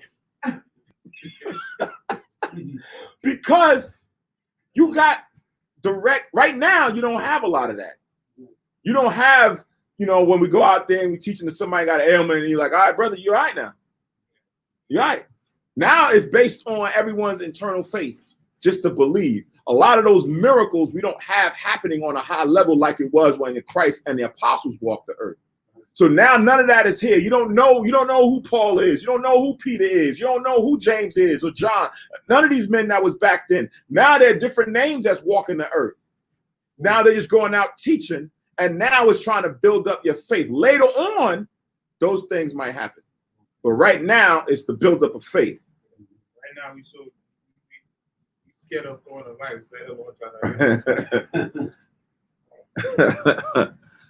Oh, it's got to be under this man or that man or this man or that. Right. So verse 21, it says, and when they heard that, they entered into the temple early in the morning and taught. But the high priest came, and they that were with him, and called the council together, and all the senate of the children of Israel, and sent to prison to have them brought. Right. So now, here it is. They're supposed to be locked up. The angel done come, let them loose, told them to go teach everything pertaining to this life.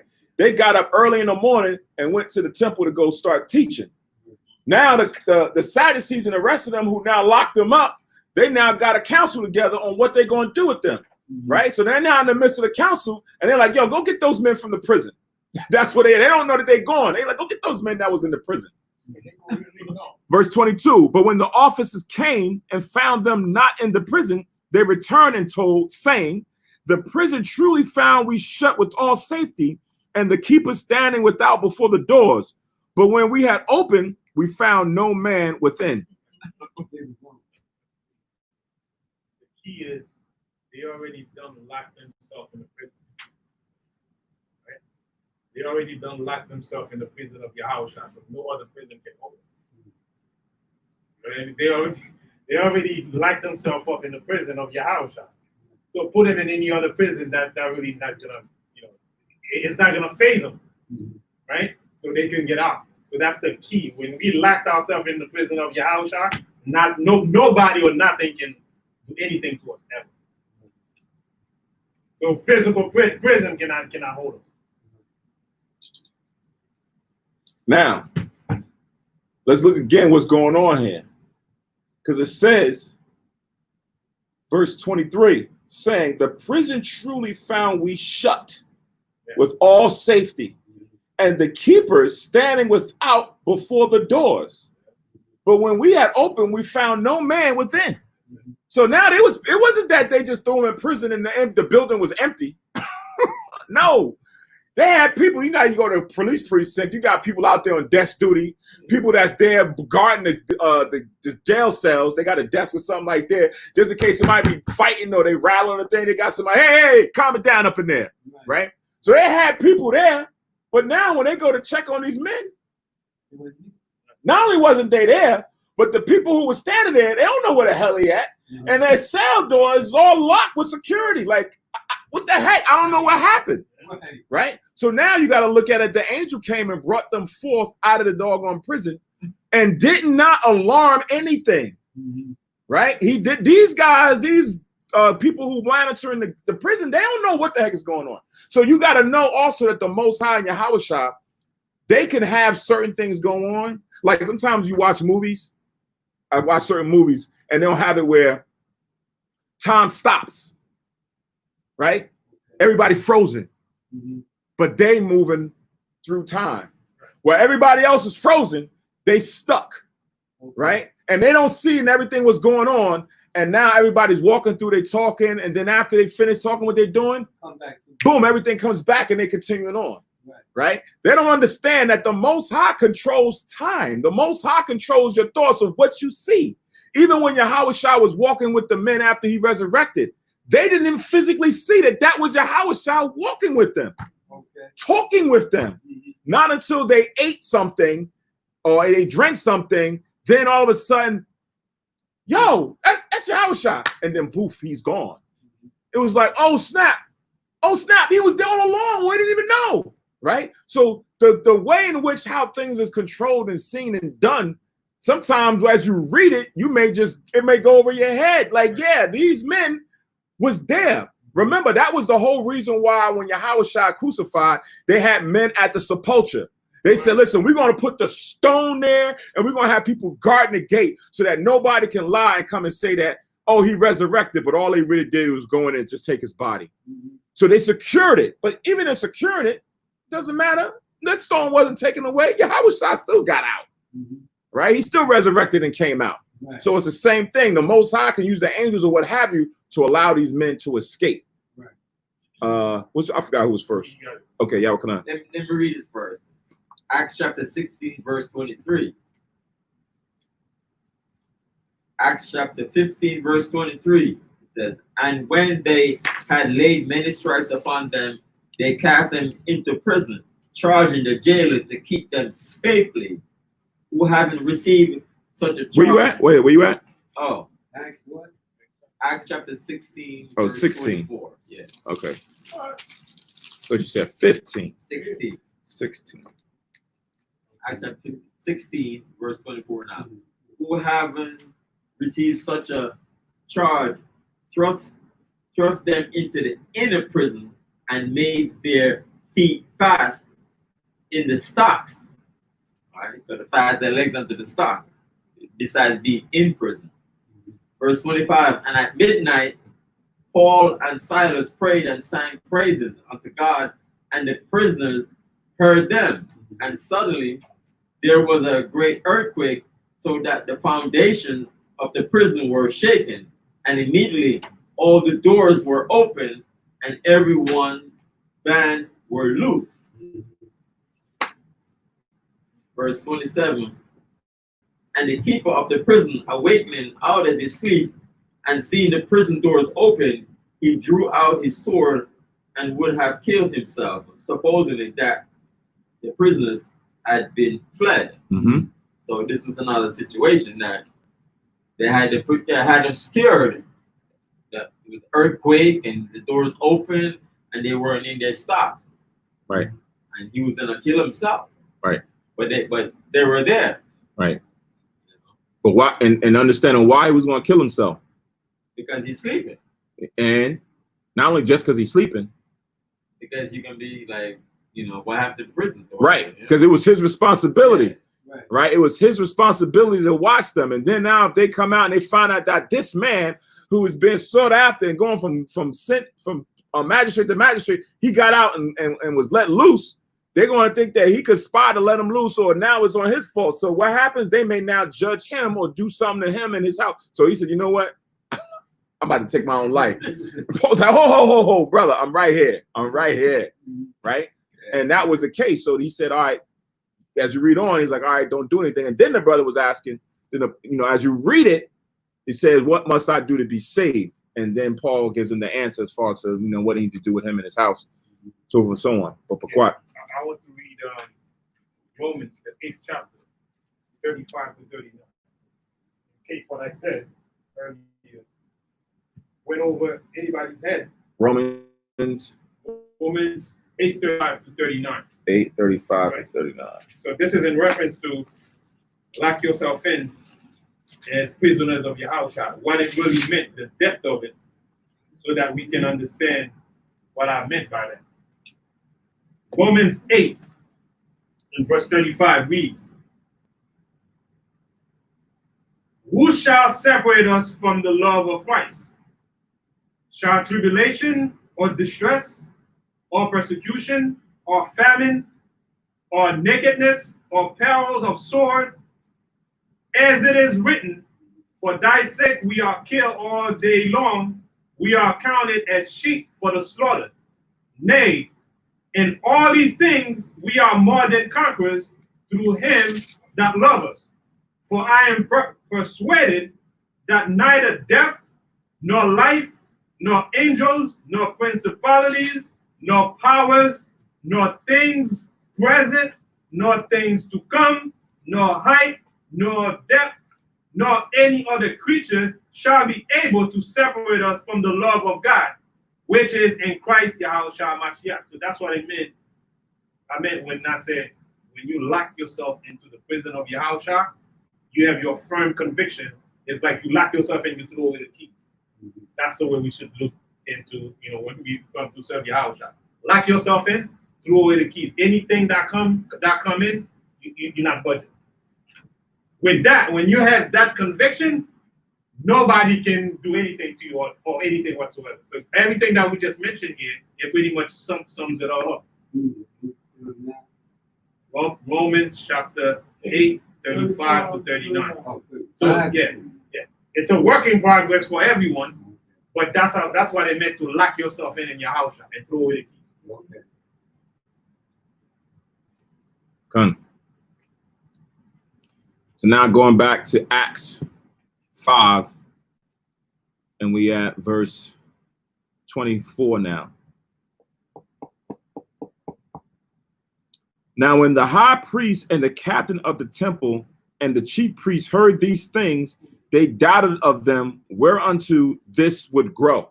Now we're getting into, when we read in the last chapter back in Acts chapter 4 and 16, right? I'm gonna go back to Acts 4:16.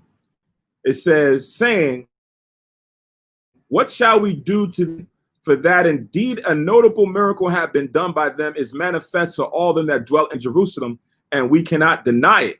But that is spread no further among the people, lest let us straitly threaten them that they speak henceforth to no man in this name. So now you got to think about why they so fervent and wanting for them to not speak anymore in Yahushua's name. We're about to get to it, right? It says again, verse 24, now when the high priest and the captain of the temple and the chief priests heard these things, they doubted of themselves whereunto this would grow. Then came one and told them, saying, behold, the men whom you put in prison are standing in the temple and are teaching the people, right? So on one hand, they're like, yo, where did these brothers go? Hold on, they done left it and escaped from the prison? What the heck's going to happen there? What are they going to say now that we can't even put them in ward no more? These guys is getting out of prison, breaking out. Then somebody rushed in. Hold on. They at the temple teaching. What? How the heck they get at the temple? Verse 26. Then went the captain with the officers and brought them without violence, for they feared the people, lest they should have been stoned, right? So again, you got a massive crowd of people out there. Same thing like how you see now with all the protests and things going on. And there's somebody in the midst that now is being upheld as somebody notable, right? So now the cops come in. And the cops come in and say, listen, we got to take him down in the precinct. What are you taking him for? What's going on? Oh, it's not that big of a deal. We're just going to take him down. We've got some questions. Questions about what? And now the crowd is thronging them, but they don't want it to wild out, because if it does, they fear that what? The doggone cops will get attacked and get stoned. Right? That's how they felt back then. They was like, listen, we want to do this without violence. We don't want no ruckus. We just want to take them because I don't want to put my life in jeopardy. Right? So if I can do this non-violently, we're going to do this non-violent. So that's what they did. They went and got these brothers from the temple. Everybody's listening to them teaching, and they went and got them away. And I know people was questioning, like, hold on, what you doing with those brothers? Those brothers is good. They're the men of God, man. What are you doing? No, you gotta get down to the temple. We gotta get down here. I mean, not to the temple, to the precinct, and go question them about something. They'll be back. They'll be back. Don't worry about it. We got them. We'll be back. It's no problem. It's nothing. It's nothing. Right. Now, here it is, verse 27. And when they had brought them, they set them before the council. And the high priest asked them, verse 27. Now we're in 28, saying, did not we straitly command you that ye should not teach in his name? And behold, ye have filled Jerusalem with your doctrine and intend to bring this man's blood upon us, right? Because what happened? We read earlier that they told him and said, listen, Y'all the one that gave Yahushua up to go be crucified. Right. You brothers did, right? But now here it is, he's crucified and dead. But we still out here preaching. People still out here being healed. So now if the people are being healed in his name, what does that mean? How do you think and view those men over there? His blood now is on their shoulders. So that's what they was like, listen, y'all gotta stop saying this stuff, man. Y'all gotta stop talking about this man. Because the more you talk about it, more people is gonna believe on it, and how that's gonna make us look. We're gonna look like murderers here. Y'all gotta stop this, man. We told you fervently, stop doing this, right? So that's the whole thinking behind them in their mind state to say that, listen, you are now making us become murderers by us putting his name out there. It's like his blood is on our hands. But soon do they forget what they said when they delivered Yahushua up. Go to Matthew 27. Look at what Israel said at the time that it happened. Matthew 27.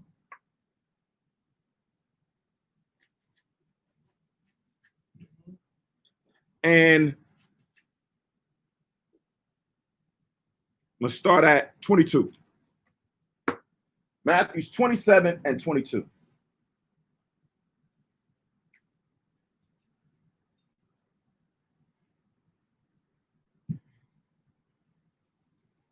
Let me know when everybody got it. Matthew 27, 22. Got it? All right. So it says, Pilate said unto them, what shall I do with Jesus, which is called Christ? They all said unto him, let him be crucified. And the governor said, why? What evil have he done? But they cried out the more, saying, let him be crucified.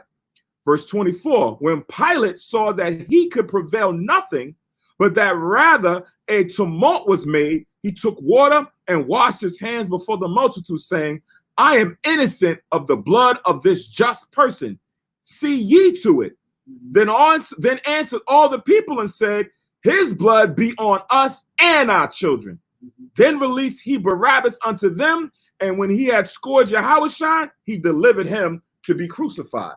So that's what was said back then when he was led to be judged.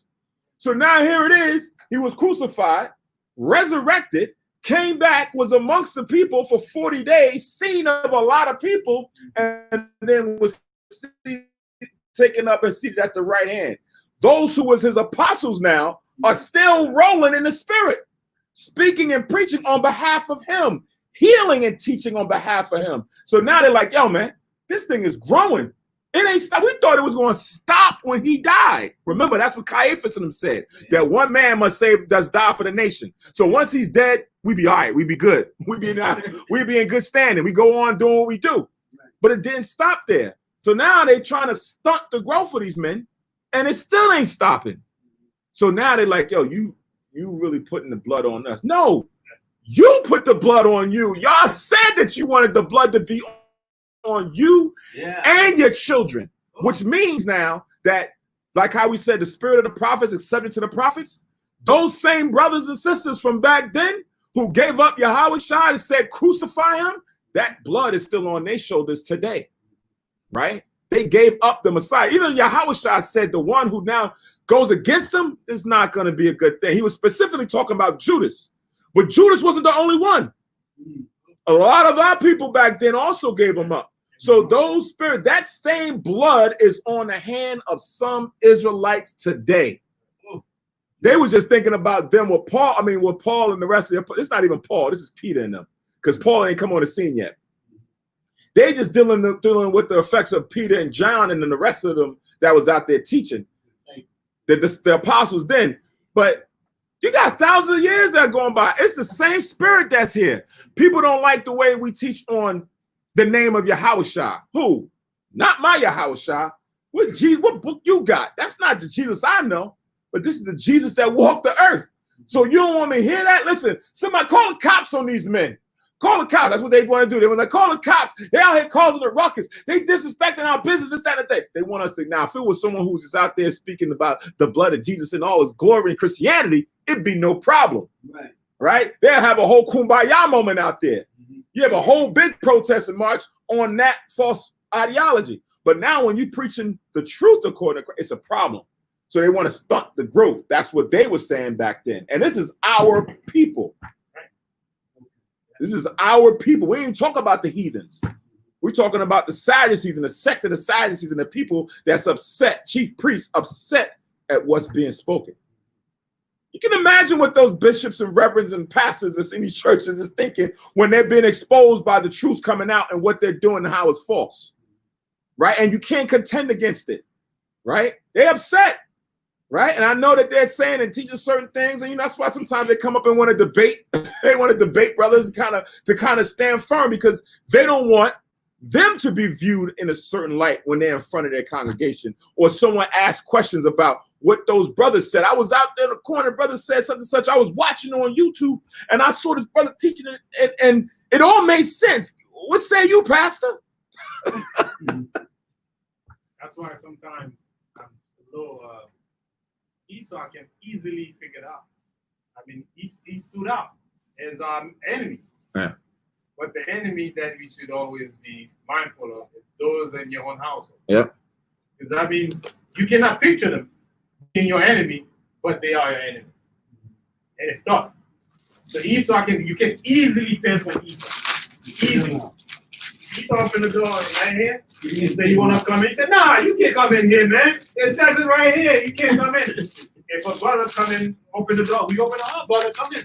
You know, yeah, you're Israelite. Yeah. You're Israelite. You know what? Yeah, come into the fast. Easy. We could come in here and spy. Esau can use them and then do whatever you gotta do. And do you know what I mean? And, but the key is they of your own household. Watch. Yeah, how come that? Like Gino Jennings said to my Hebrew Israelite brothers and so on and so forth. He mentioned us. Those will behave like heathen. Like heathen. Those will behave like they don't know the Lord of Most High. You know? Yeah. That's Matthew 10:36 when it says, and a man's foes shall be they of his own household. Your foe is your enemy, right? And sometimes you don't see it, you don't realize that they can come in sheep's clothing, but they're wolves, and is your enemy, sell you out, give you up, do all kind of things, right? And you expecting them to be your people. That's like in what is it? I don't know if everybody's seen the movie. What's the name of the movie? Queen and Slim. Queen and Slim, the movie that came out. It was early this year, last year. Last year the movie came out with the movie that depicted the brother and the sister who was on the run because the cop tried to beat the brother up. They did a traffic stop. It was a big movie that came out last year, and they did a traffic stop, and the brother was being pulled over, and the sister who was a lawyer, she was bucking up to the cop like, "Listen, we know our right. Like, why is you doing this? Why is you doing this?" And the cop got jittery and shot and hit the sister, and then the brother started fighting with him. But then, long story short, they killed the cop, and they was on the run. They on the run throughout the whole movie, and they going to different people to help them out. They go to Israel, they go to Esau, different people. But long story short, it was their own that sold them out.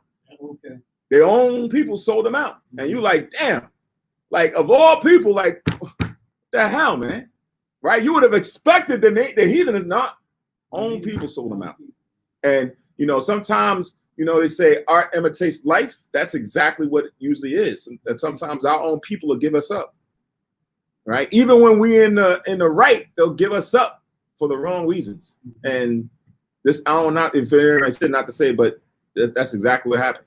Like you're just sitting at the table eating with your house and the stuff. Yeah. And it was him because I mean, if you think somebody else, it's like, nah, get out of here. But him, he's no one's going to let me know one move and I give him the kiss. Right. Because I say, even back in the day with the Black Panthers, they got Judah to infiltrate, Judah, the Black Panthers, where they are, where they live, and so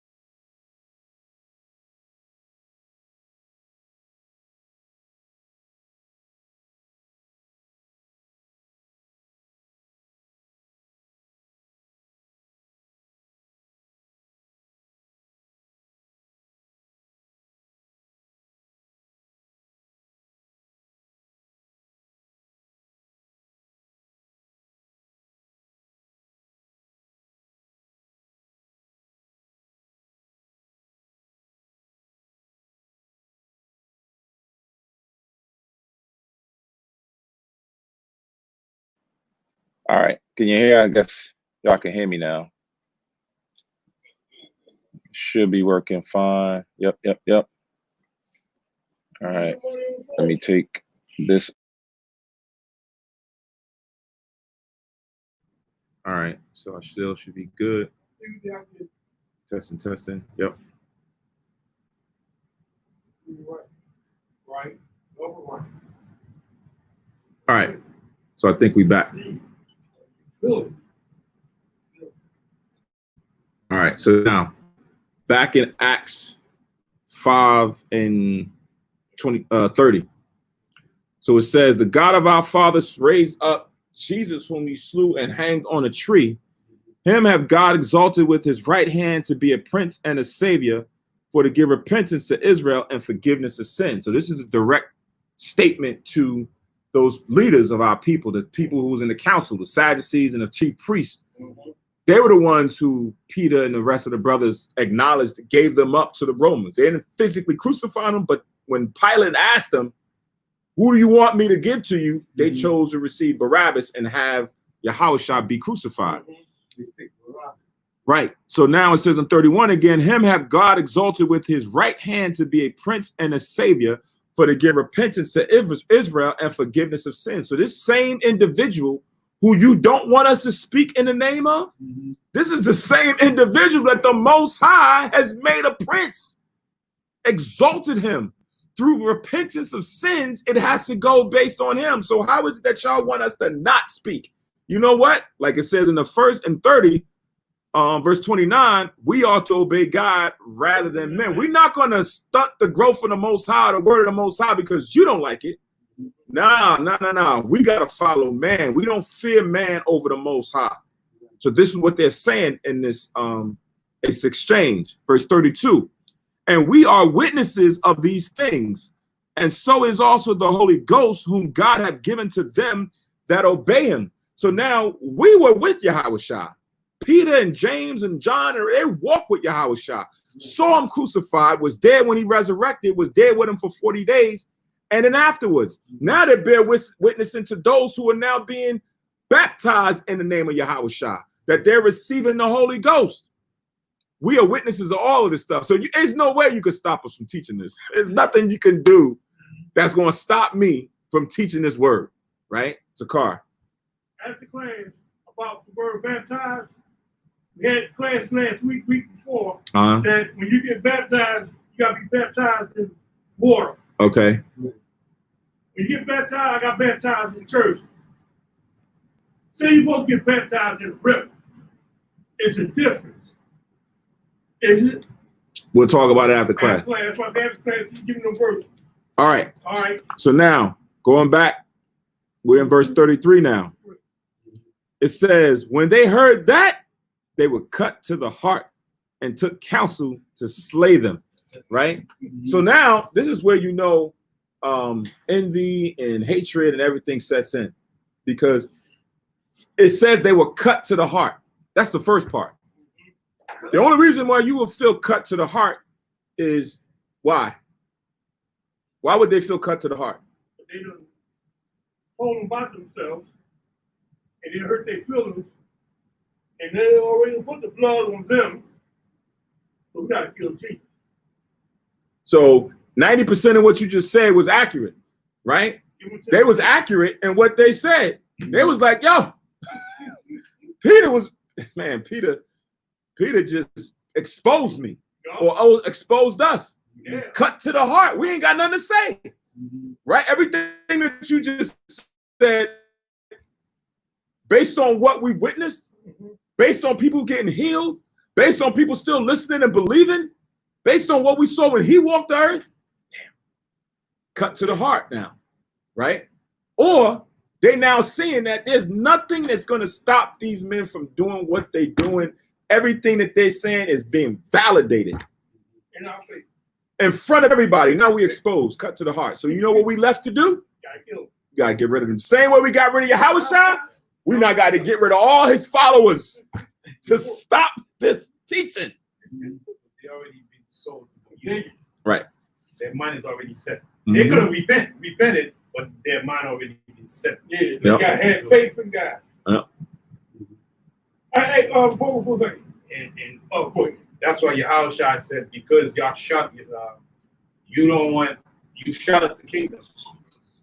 Because you don't want others to because you already done made up your mind to not go into the kingdom. Right. Now you want to shut other people up from getting it. Right. So you already made up their mind. Mm-hmm. Go on. Look here, I told you I talk about moves. See, this right here should have been the move when Peter was walking around healing people. They didn't put that. Remember that move they made by Jesus, white guy? I think they have movies on all the apostles, not all of them, but Peter, John, after Jesus passed away. Paul, they have movies on after them. Yeah. They're not accurate. Ain't accurate, I'll tell you that much, but they got movies on them. Verse 34, it says, then stood there up one in the council, a Pharisee named Gamaliel, a doctor of the law, had in reputation among all the people, and commanded to put the apostles forth a little space. Right. So while Peter and them talking, and they like, yo, we about to kill these brothers, man. Listen, I mean, this is where it is, right? They out there talking about just teaching and healing. This is considerate. They're not out there going vigilante and doing all kind of crazy stuff. They out there teaching and healing. And these brothers said, we about to kill all y'all, man. Y'all got to go. We about to kill y'all. Imagine this. We about to kill y'all. And then Gamaliel comes in, who's a Pharisee who was reputable. He was like, oh, because he's listening to what's going on, right? So he's like, look, y'all go over there, man. Y'all stand back a little bit, right? So now he's about to address these Sadducees, the sect of these Sadducees and chief priests that was in his council, and address them before they go and do something stupid, right? It says in verse 35, and he said unto them, ye men of Israel, take heed to yourselves what ye intend to do as touching these men. Be careful, right? It says, for before these days rose up Thaddeus, boasting himself to be somebody, to whom a number of men, about 400, joined themselves, who were slain, and all as many as obeyed him were scattered and brought to naught. So we had a brother like this before who came up trying to come with some doctrine, got about 400 people to believe him, and then what happened? They all got slain and killed. Now the rest of them that was with them, poof, scattered and went every which way, right? So remember that, right? Y'all remember what happened to those brothers, right? Cool. Verse 37. After this man rose up Judas of Galilee in the days of taxing, not Judas Iscariot, but Judas of Galilee. And he drew away much people after him. He also perished. And all, even as many as obeyed him, were dispersed, right? So they're like, look, let's just go based off experience before we go and do something rash and harsh. Look at what happened to other men that stood up and started talking nonsense. Look what happened to them, right? That's the same man Paul steady under. Yep. Yeah. Acts 22 tells you about this man Gamaliel, right? Acts 22 and 3.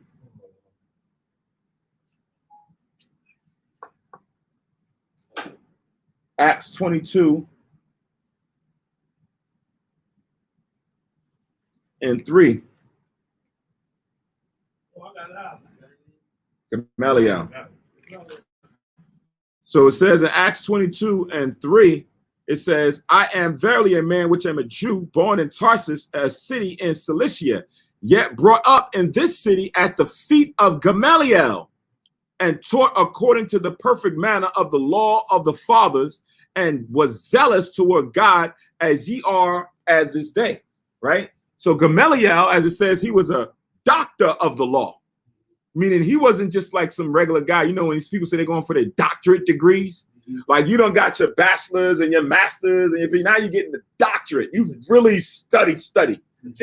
So now this is what Gamaliel was, and Gamaliel taught Paul, right? That's where he said he learned at his feet. Like it tells you to wear out the feet of the saints. Like when you want to get wisdom, you wear out the feet of the saints, meaning you always questioning them, asking them, coming over and asking certain things. That's what he did to Gamaliel. So now Gamaliel is the one that's addressing them, advising them not to go and try to go and kill these men, but let time happen. Because if it's unprofitable, it's gonna show itself. It ain't gonna do nothing, right? So back in Acts 5:38 now. So Acts 5:38 it says, "And now I say unto you, refrain from these men and let them alone. For if this counsel or this work be of men, it will come to naught." Right? So what they teaching and how they out here healing people, if it's of all of man, it's going to start to fall. Verse 39, "But if it be of God, ye cannot overthrow it, lest haply ye be found even to fight against God." Right? So there's nothing you can do.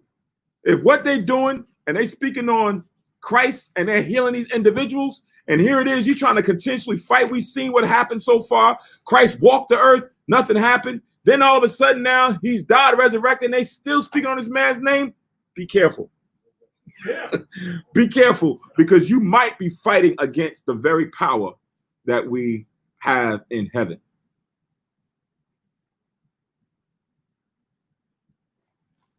All right. Give me 1 second. Now, Yes, I guess, I'm thinking like Esau maybe just want to trouble us, but they don't see, certain things that they can bring against us. all right. On the whole. So go to Isaiah 45.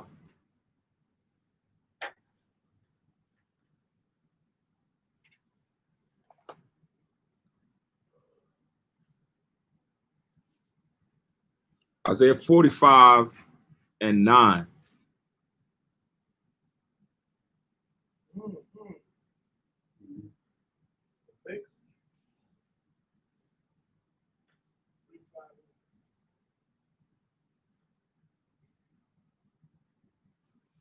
This is Isaiah 45:9. It says, "Woe unto him that striveth with his maker." Right? So that person that goes to try to fight against God, like they got that saying, your arms too short to box with God. Right. Woe unto that man that now is contending against the Most High. Right? That's what these men fell victim to. They were fighting against the Most High and the Savior. Didn't realize it.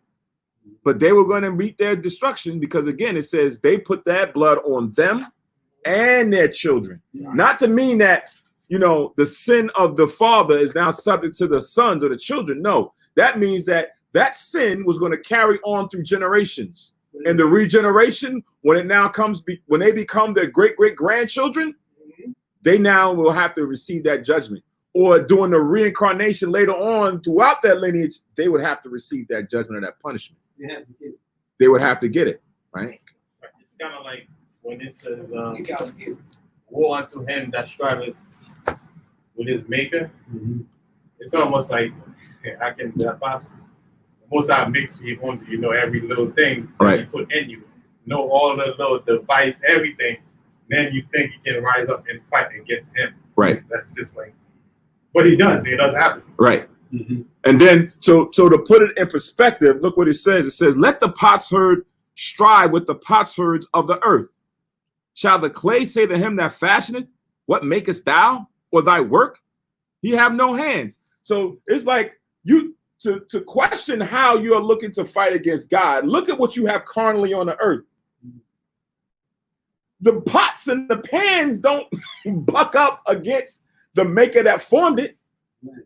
Right? It don't say nothing to it. Ain't got no hands. Even what is it going to say to the thing that's shaping the clay and everything else? Why is it? No. But man does that to the Most High. Why are you saying, why do you have one nation as your favorite? Why did you make this law that we can't eat this? Why did you have, that's what we do. We question everything that the Most High says to do. We question why he didn't choose that. And he's like, what are you talking about? I made that. I'm going to do what I want with what I made. How you going to ask me about you or about that? Who are you to come question me? That's how the Most High is looking at it. Yahweh Kanan. just like in Jeremiah chapter 18. Jeremiah chapter 18, verse 1. It said, the word which came to Jeremiah from the Lord, saying, arise and go down to the potter's house, and there I will cause thee to hear my words. Then I went down to the potter's house, and behold, he wrought a work on the wheels, and the vessel that he made of clay was marred in the hand of the potter. So he made it again another vessel, and seemed good to the potter to make it. Then the word of the Lord came to me, saying, O house of Israel, cannot I do with you as this potter? Said the Lord, behold, as the clay in the hand of the potter's hand, so are ye in mine hand, O house of Israel. Wait a minute, 18. 18 is 1 to 6. So the Most High, like I said, the Most High, it's like in the New Testament too. You could make one vessel of honor and one vessel of dishonor, and that's the Most High will. In what the balance of it is, the Most High created us in His image. That's the thing. So He gave us a mind to think just like Him, right? But all in all, He's the one that created. We can question the Most High, but they got to be based on, Most High even Himself say, "Come and let us reason." But your reason got to be not to strive, to Fight against me. Yeah. Ask me a question. But Job did. Ezra did. We have a lot of other prophets did, but they always in respect. Bow down and then ask Most High questions. And then listen to what the Most High tell them to come and ask for more questions. That's not a problem. But when you think you can go against the Most High, that's something. Yeah. Come on. Even down to Romans 9:21 to 22. Can we read that? 29 to 32. No, Romans chapter 9, verse 21 to 22. Yeah, Romans chapter 9, verse 21.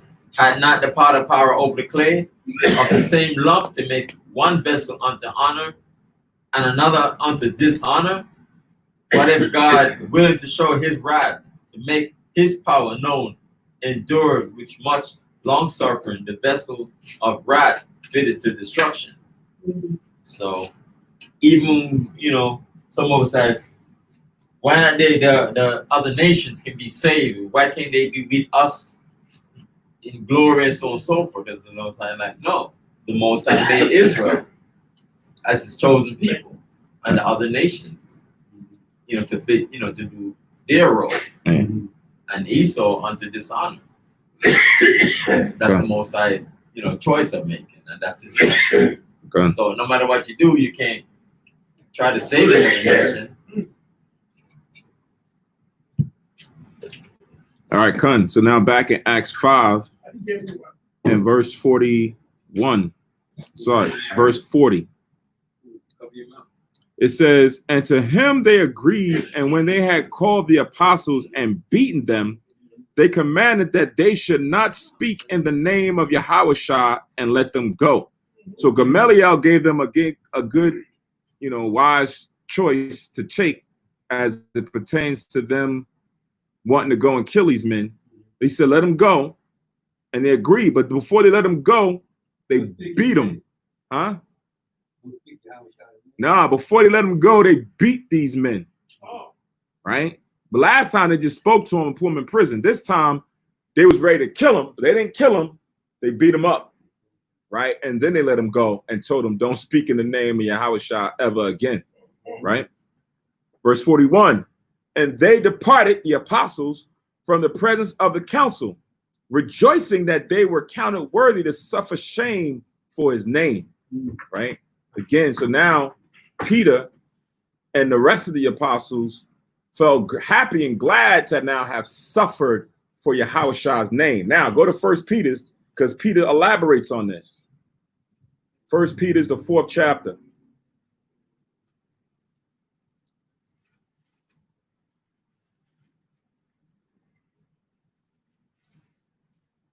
First Peter's 4 and 12 to 14.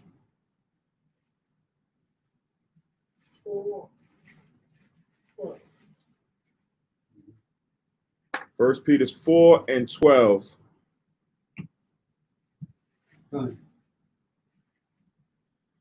So it says, Beloved, think it not strange concerning the fiery trial which is to try you, as though some strange thing happened unto you. But rejoice inasmuch as ye are partakers of Christ's sufferings, that when his glory shall be revealed, ye may be glad also with exceeding joy. If ye be reproached for the name of Christ, as what we see in Peter and the rest of the apostles are being reproached, apprehended, beaten for teaching just in the name of Christ, happy are ye, for the spirit of glory and of God resteth upon you. On their part, he is evil spoken of, but on your part, he is glorified. And that's exactly what Peter and them just bear witness to. On the apostles' part, he's glorified, but on the Sadducees and them, he's evil spoken of. They don't want to even hear that name. Don't even say that name ever again. And I'm pretty sure that they probably said in the part, and if we catch y'all teaching again, the next time we're gonna kill y'all. Well, they must have did it again because they killed. Oh yeah, they did it more. They did it more times. But just the fact that they were ready to still put it all on the line to go out and teach in Yahushua's name, because it says in verse 42, back in Acts and 42 now, it says, and daily in the temple and in every house they cease not to teach and preach Jesus Christ, right? So even though they just had what happened to them, the next day they picked up right back where they left off at. Right back in the temple, being summoned to people's houses, started preaching and teaching in the houses, right? Nothing stopped. Not even, they went right back to the same temple that they was broken out of prison, taught in the temple. Well, same thing like Yahushua. Same thing like Yahushua did, right? That didn't stop them. It's like it's conviction.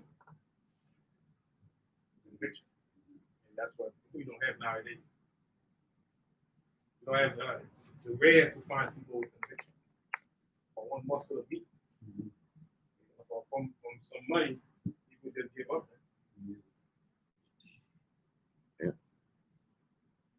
All right.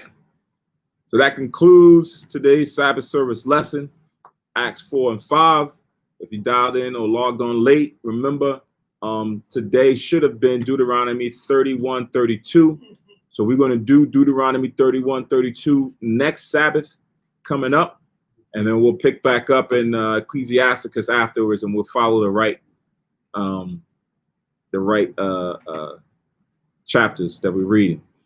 Also, sundown tonight is the Feast of the First Fruits, or the Pentecost, or the Feast of Weeks, as you read it in the scriptures.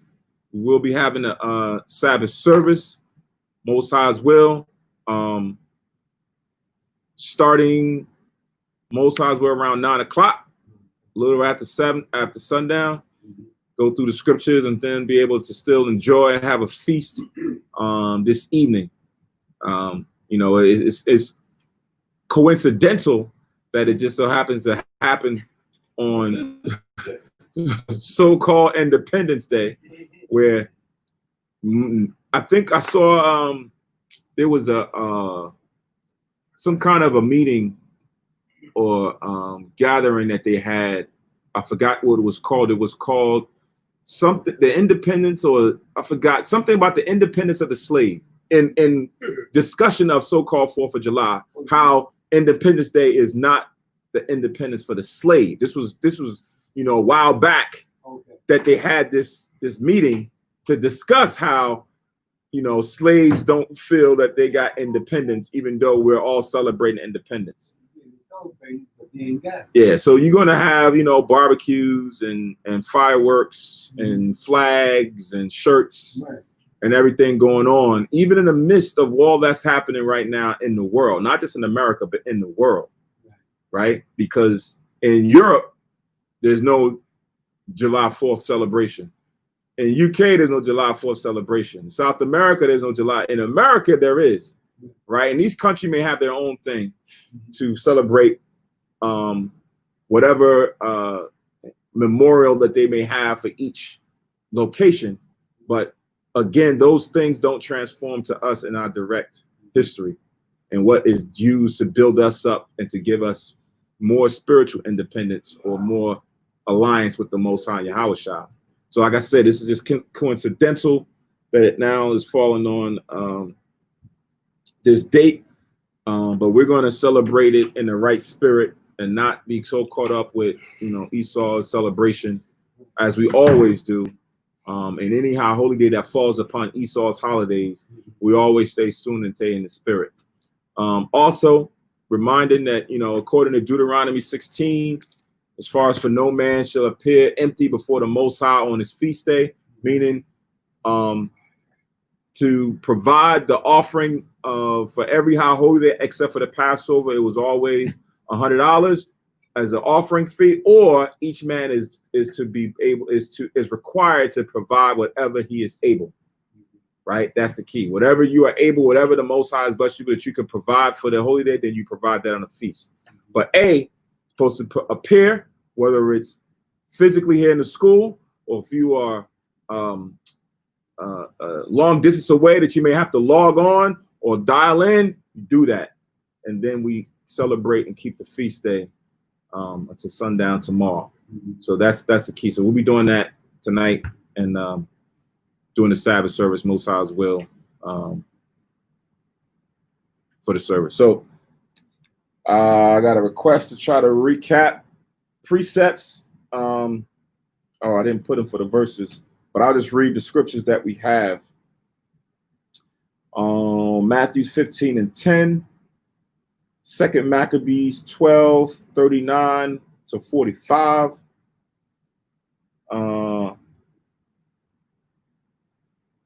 Mark 5 and 30, Matthews 8 and 13, Matthews 15, 24 to 28, Acts 21 and 37, Acts 16, 23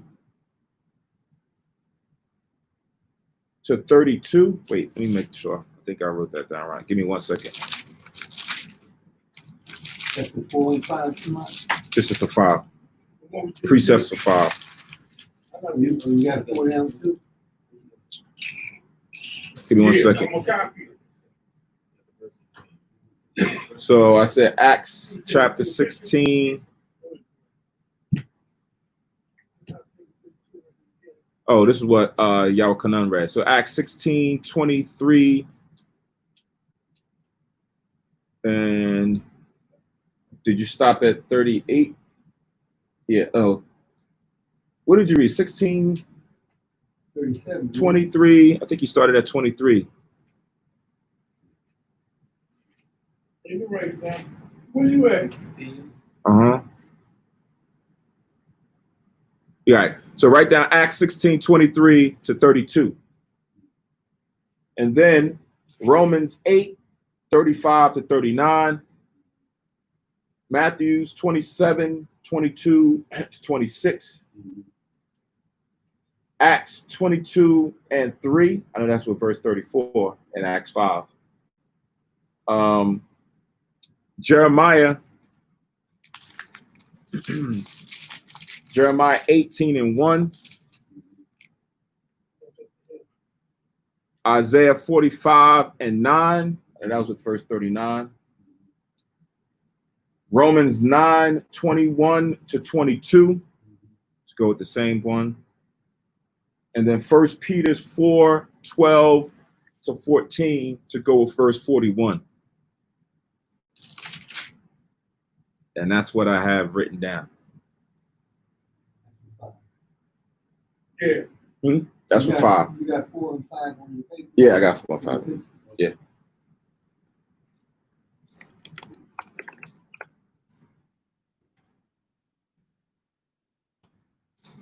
All right. So with that, we're going to send up the closing prayers.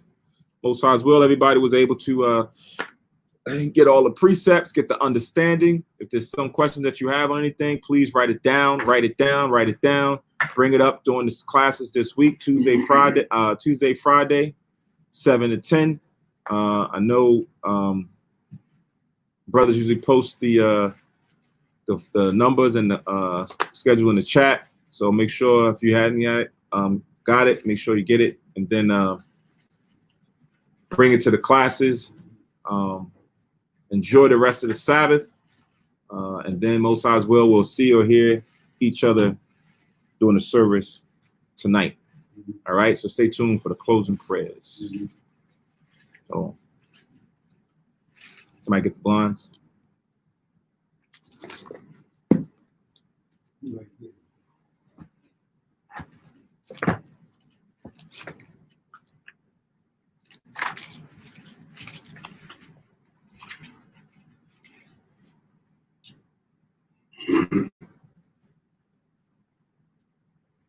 About the point.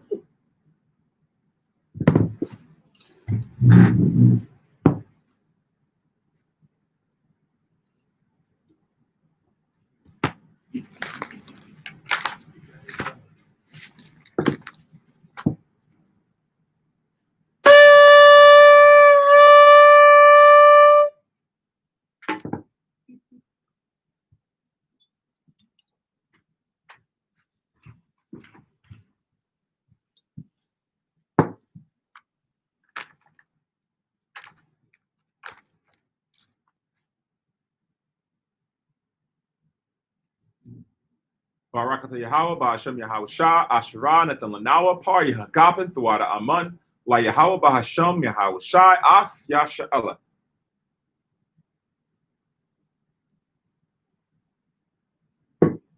English translation: Blessed are you, Yahweh, in the name of Yahweh Shai, or the Most High, in the name of Christ, that gives to us the fruit of the vine. Thank you, so be it. To Yahweh, in the name of Yahweh Shai, with Israel.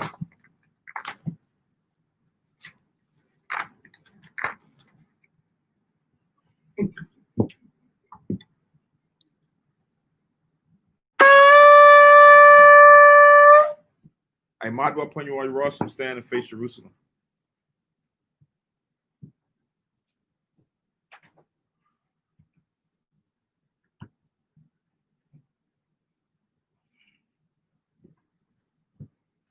Yahweh, Ba'ashem, Yahweh Shai, Barak Salak, Yahweh Shai, Baba Kushah, Shemai, Lanawa, Aitha, Yum Yun, Aitha, Shalat, Maika Allah, Waha Allah Hayan, Tazu Dakim, La, Shimon Ayel, Barak, Rapah, Magun, Wakazayat, Bunya, Yasha Allah, Washalat, Lanawa, Rabium, Kakama, Rabium, Da'ai, Rabium, Bayana, Rabium, Sabalanwa, Rabium, Amawan, Rabium, Aqua, Rabium, Ahabium, Rabium, Haganah, Rakhanaya, Wasalat, Ko, Kata Ayamnawa, Laha'akim, Wa'akiwa,